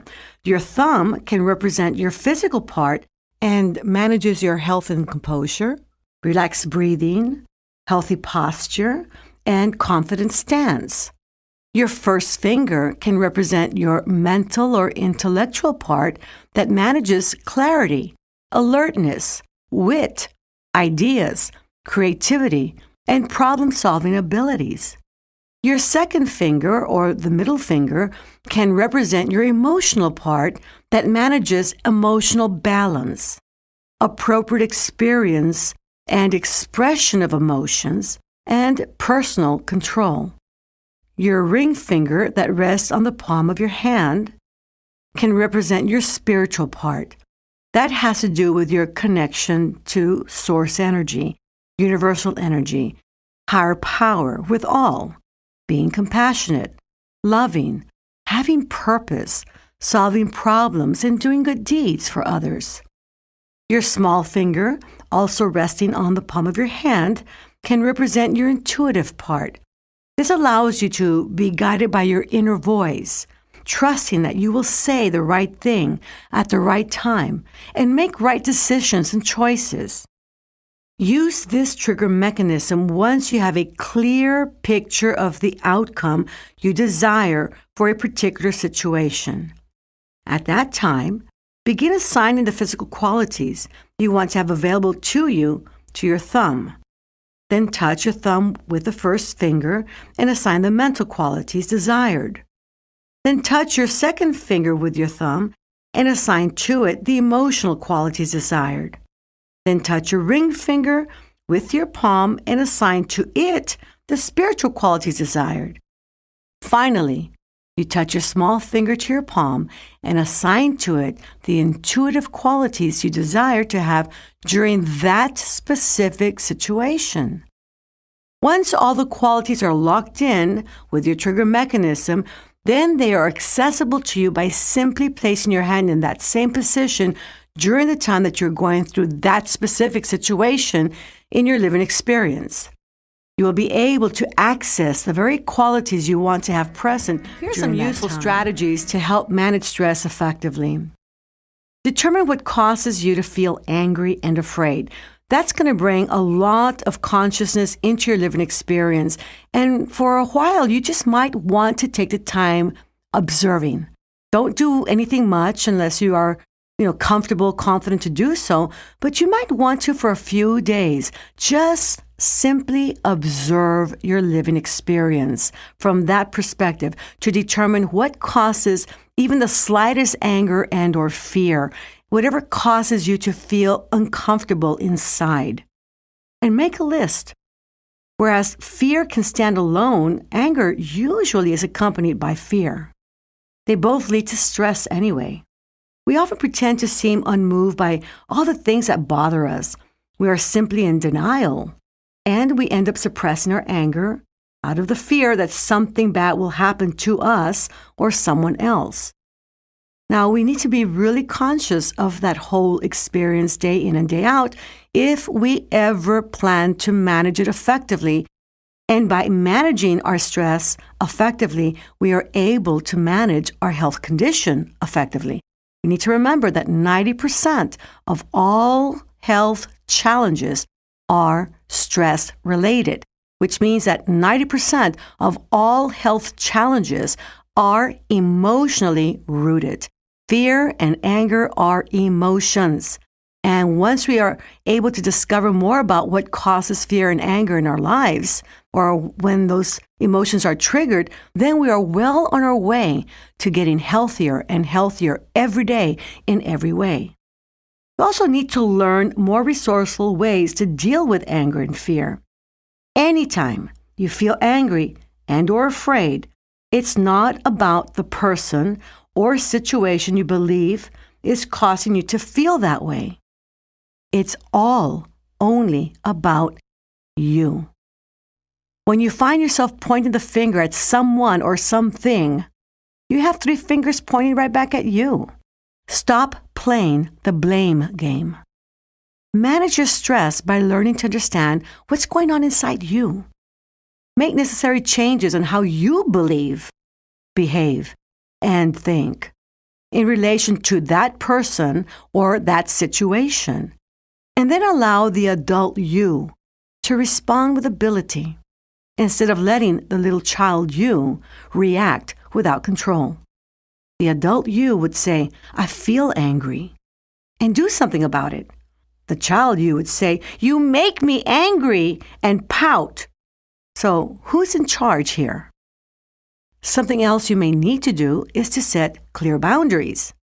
Stop overstressing yourself needlessly.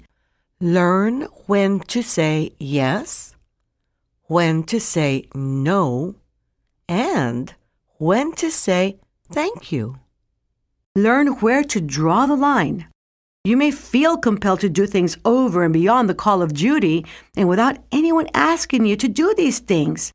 The supermom, dad, employee, and friend syndrome can drain your emotional and physical reserves fast. No one can do everything for everyone all the time. Set your limits and honor them. If you feel guilty when you say no, then explore how guilt ties into your past. Guilt is one of the greatest stressors that people experience. There is the guilt factor.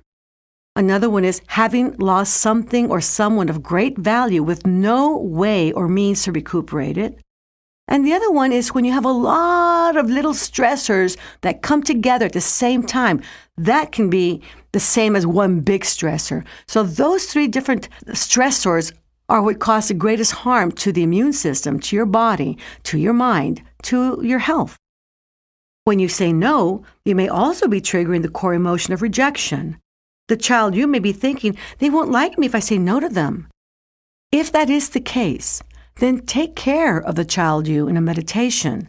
Recall yourself when you were a child and talk to that child you in your mind in a very holographic manner, as if you are there standing in front of you as a child, and give the child you the resources, the explanations, or the understanding that the child needs in order to make sense of what was going on in your life as a child. And by doing that, you will allow the adult you to take charge more and more through time. Another strategy is to allow yourself to accept help from others. Let the people who love and support you the most help you when you're stretched too thin and all stressed out. As you are there for them, they will be more than happy to be there for you. All you have to do is ask. Most people would be happy to do something helpful for someone else, even a stranger, but they're never asked. Share the good feelings you get out of helping others by letting them help you as well. It is healthier and less stressful to live interdependently instead of independently. Take care of your personal business as well. Make sure that you create a strategy that allows you to pay your bills on time, put food on the table, have positive relationships, prioritize, and meet your needs and responsibilities. By doing this, a large chunk of stress will be avoided or eliminated. Don't create stress over situations that you're in control of. There's enough to deal with already. Simplify your life by taking care of your own personal business and being timely, improving those behaviors. It's a lot less stressful than the alternative. Yes, and that does mean you need to work on your behaviors, your habits, and lifestyles. Are your behaviors working for you, or are they working against you? There are positive and negative ways to deal with stress. If overindulging in alcohol is your way of dealing with stress, then you're looking at a big red flag. The same is true about other behaviors like drug use, staying out late, overeating, overexercising, etc. There will be less stress in your life if whatever behaviors you have are healthy and balanced. Too much of anything is not always a good thing. Another strategy to consider is to learn to accept.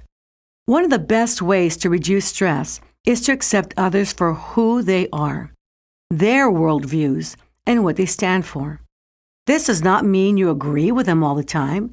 It simply means that you understand that they're different than you.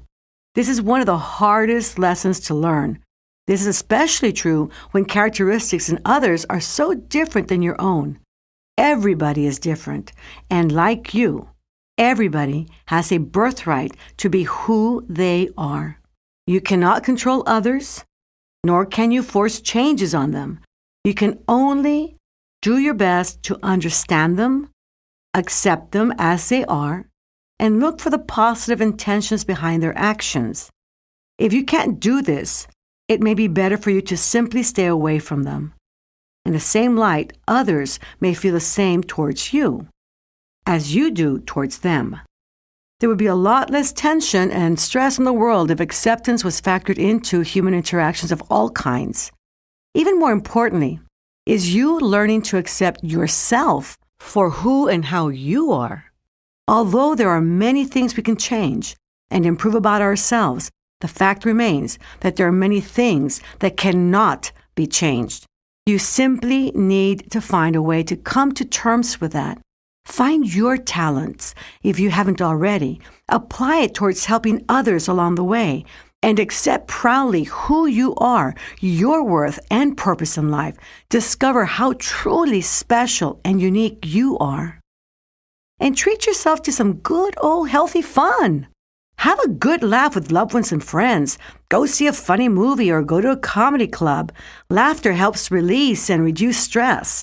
There's something good to be learned in everything that happens, no matter how bad it may seem. So don't take things too seriously. Most of the things we fear never happen.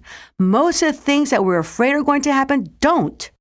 Learn how to find the good and positive sides of everything, especially if it wasn't what you were expecting or desiring. And laughter is known to promote health.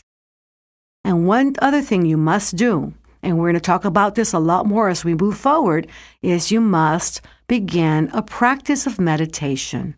You cannot be stressed and relaxed at the same time.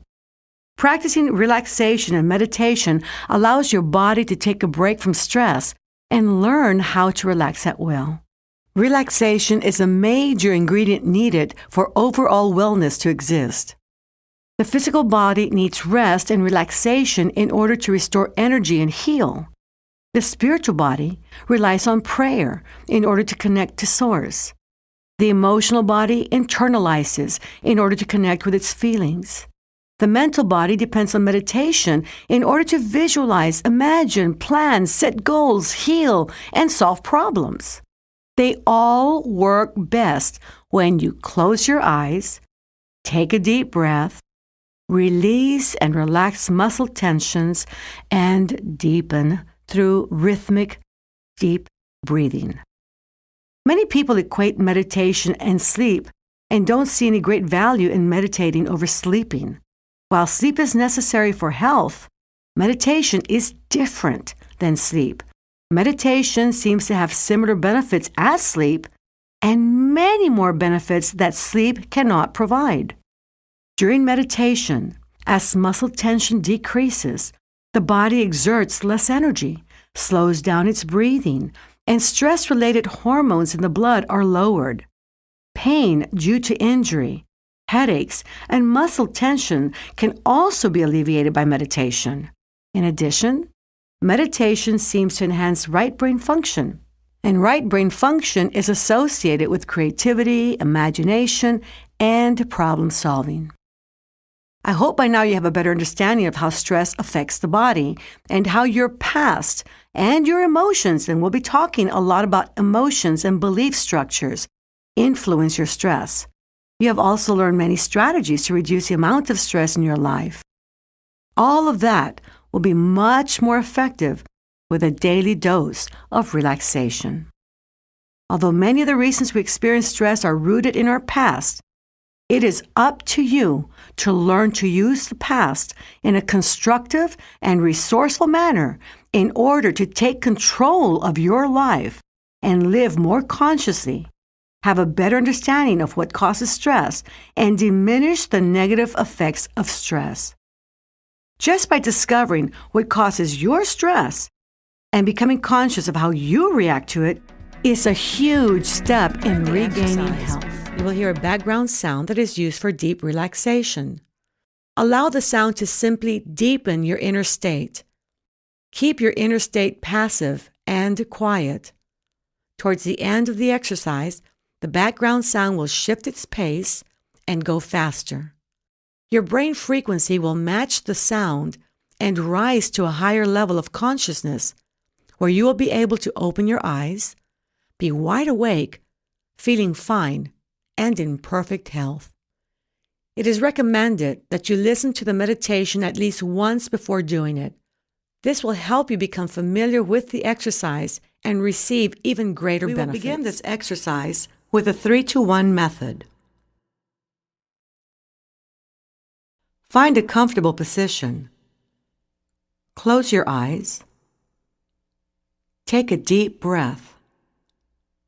And while exhaling, mentally repeat and visualize the number 3 times.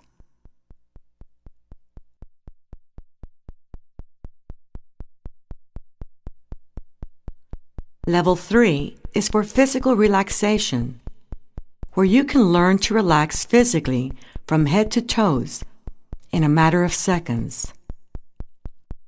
To help you learn to relax physically at level 3, I'm going to direct your attention to different parts of your body. Relax your scalp.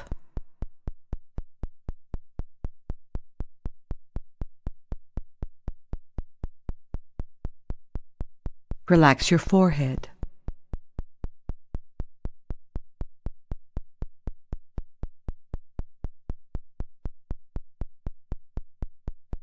Relax your face.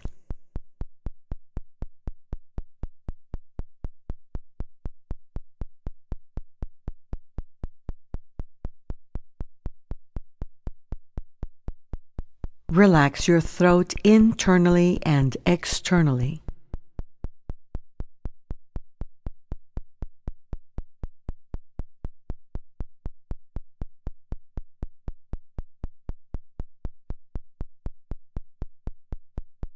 Relax your neck and spine.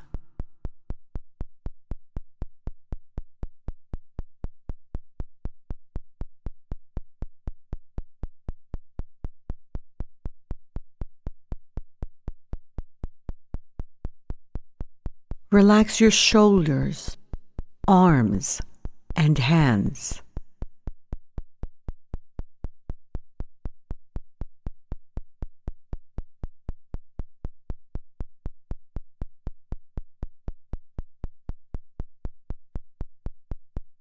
Take a deep breath, and as you exhale, relax your chest externally and internally.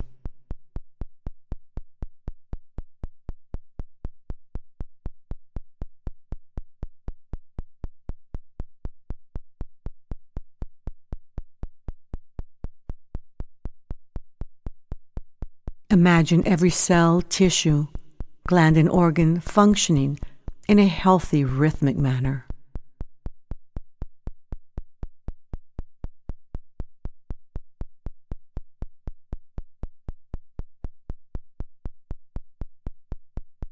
Take another deep breath, and as you exhale, relax your abdominal area externally and internally.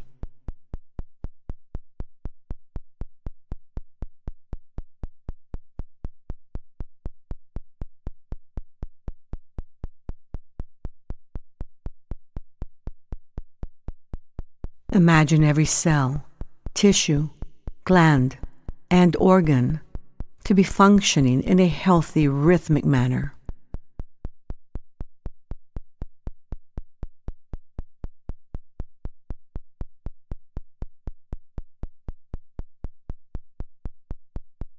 Relax your thighs.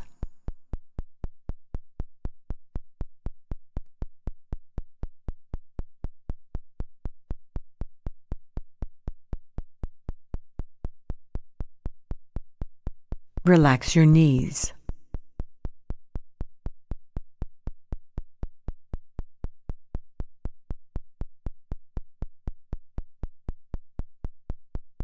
Relax your calves.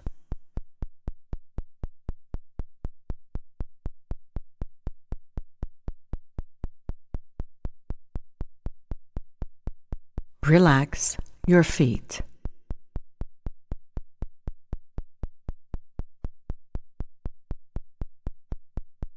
Take a few moments to release and relax any lingering tension or ligament pressure.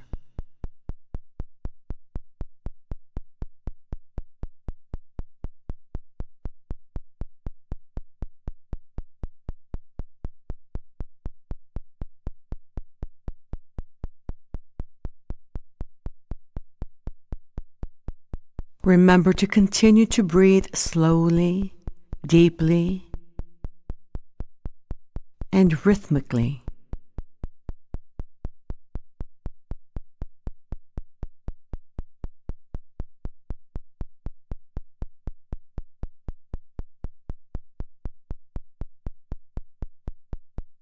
You are now at a deeper, healthier level of mind, deeper than before. This is your physical relaxation level 3. Whenever you mentally repeat and visualize the number 3, your body will relax as completely as you are now, and more so every time you practice.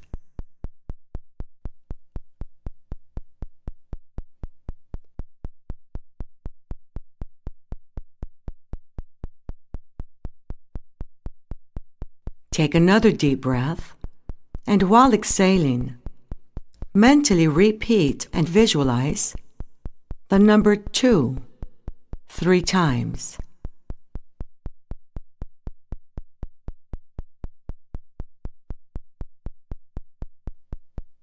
Level 2 is for mental relaxation. To relax mentally, picture tranquil and passive scenes.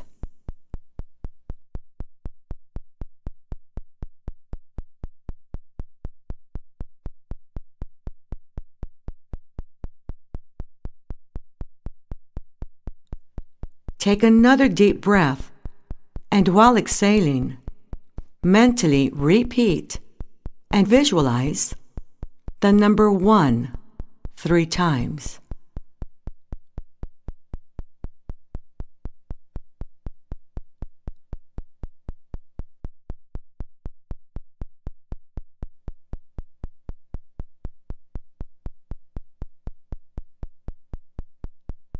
You are now at level 1, the basic plane level that you are able to use for a purpose, any purpose you desire.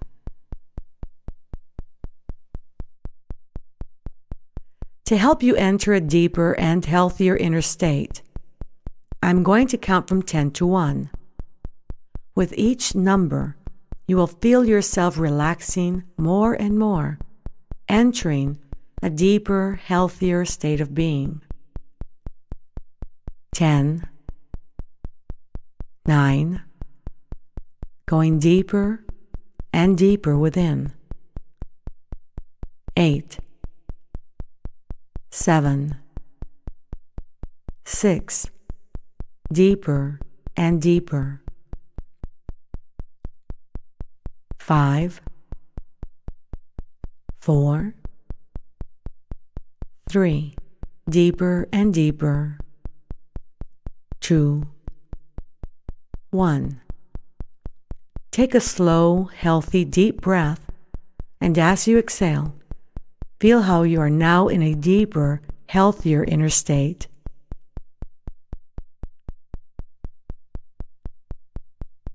We are now going to impress the stress management strategy.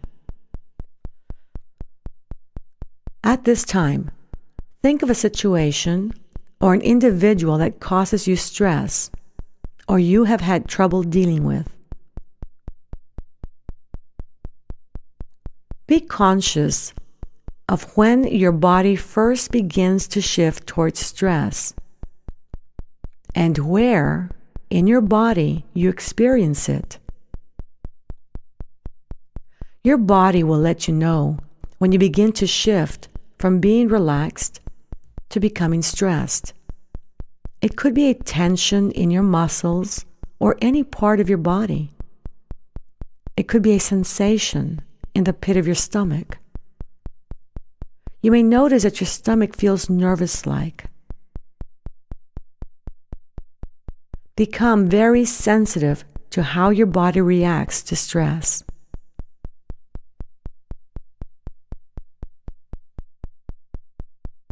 Imagine closing your eyes the moment you feel your body shifting from comfort towards stress. This helps shut out the external stimulus so that you can begin to listen to what is going on inside.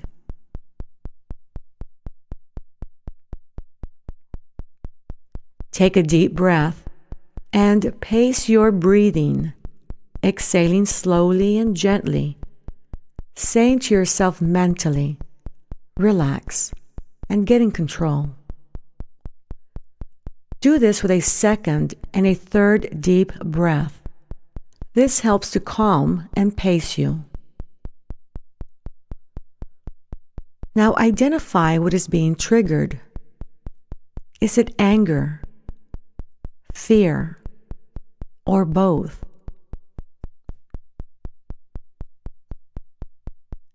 Then identify what past issue is being triggered.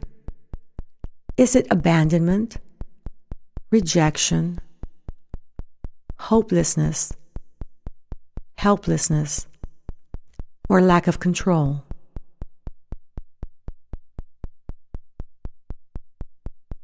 Separate yourself from the past or child you that does not have the needed resources to best handle the situation, and allow the adult you to take over.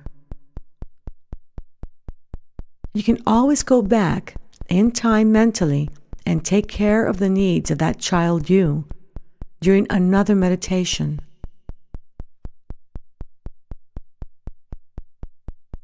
Create an ideal mental picture of what you desire as an outcome.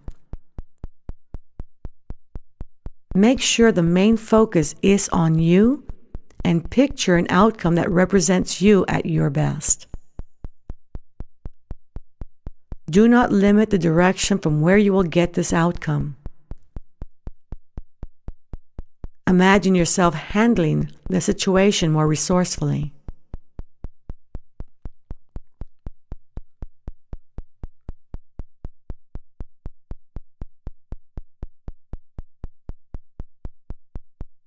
Step into that resourceful adult you, engaging yourself fully and completely. Be one with the image and fully experience the outcome you desire. Lock it in with your trigger mechanism and say to yourself mentally, whenever I have a need or desire to feel this way, think this way, believe this way, or behave this way, all I need to do is use my trigger mechanism and it will be so.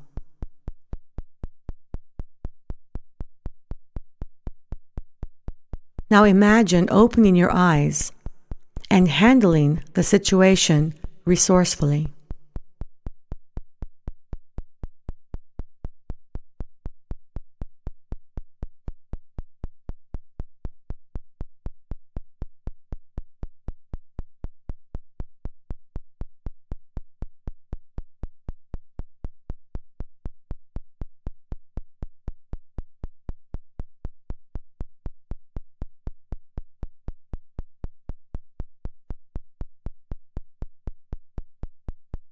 relax, feeling well,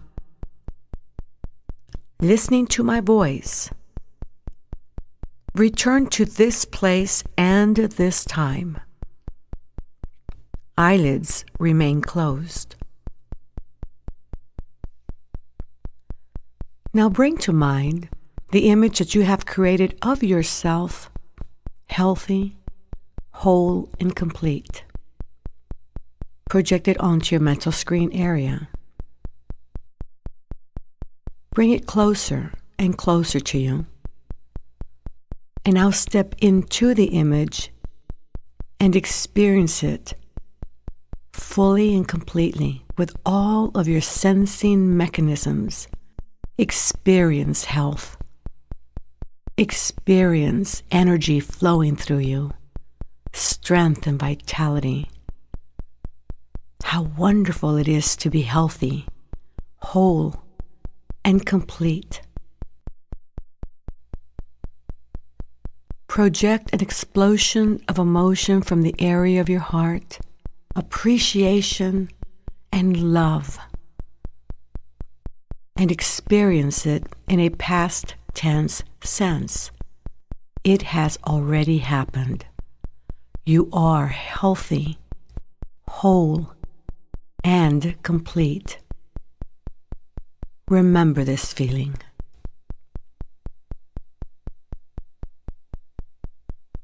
Enjoy it.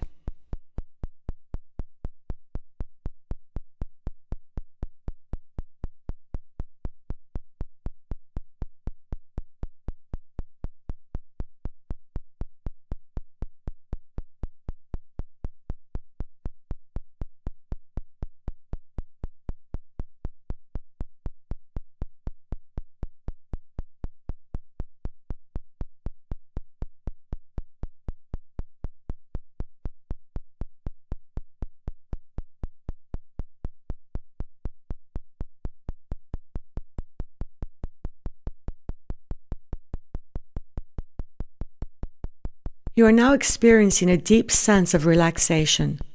As you come out of this wonderful state of peacefulness, you will feel fully rested, alert, energetic, and healthy. I will now count from 1 to 3. At the count of 3, you will open your eyes, be wide awake, feeling fine and in perfect health. 1. Slowly and gently, begin to bring your awareness back to this time and this place, bringing with you all the benefits of deep relaxation. 2. Notice your breathing.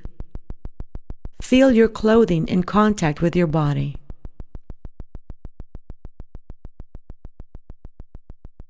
3. Open your eyes, feeling refreshed and perfectly healthy, and with an increased sense of peacefulness, feeling as if you have had the right amount of refreshing, relaxing, healthy sleep.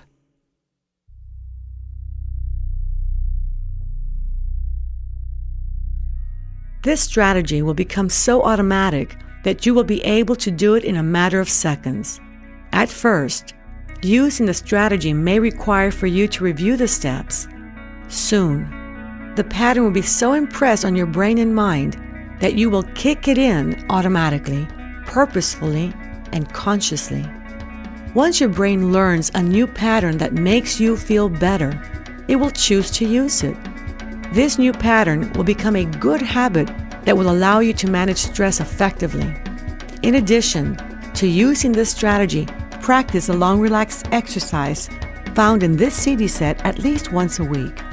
This will help you learn to relax deeply and manage stress even more effectively.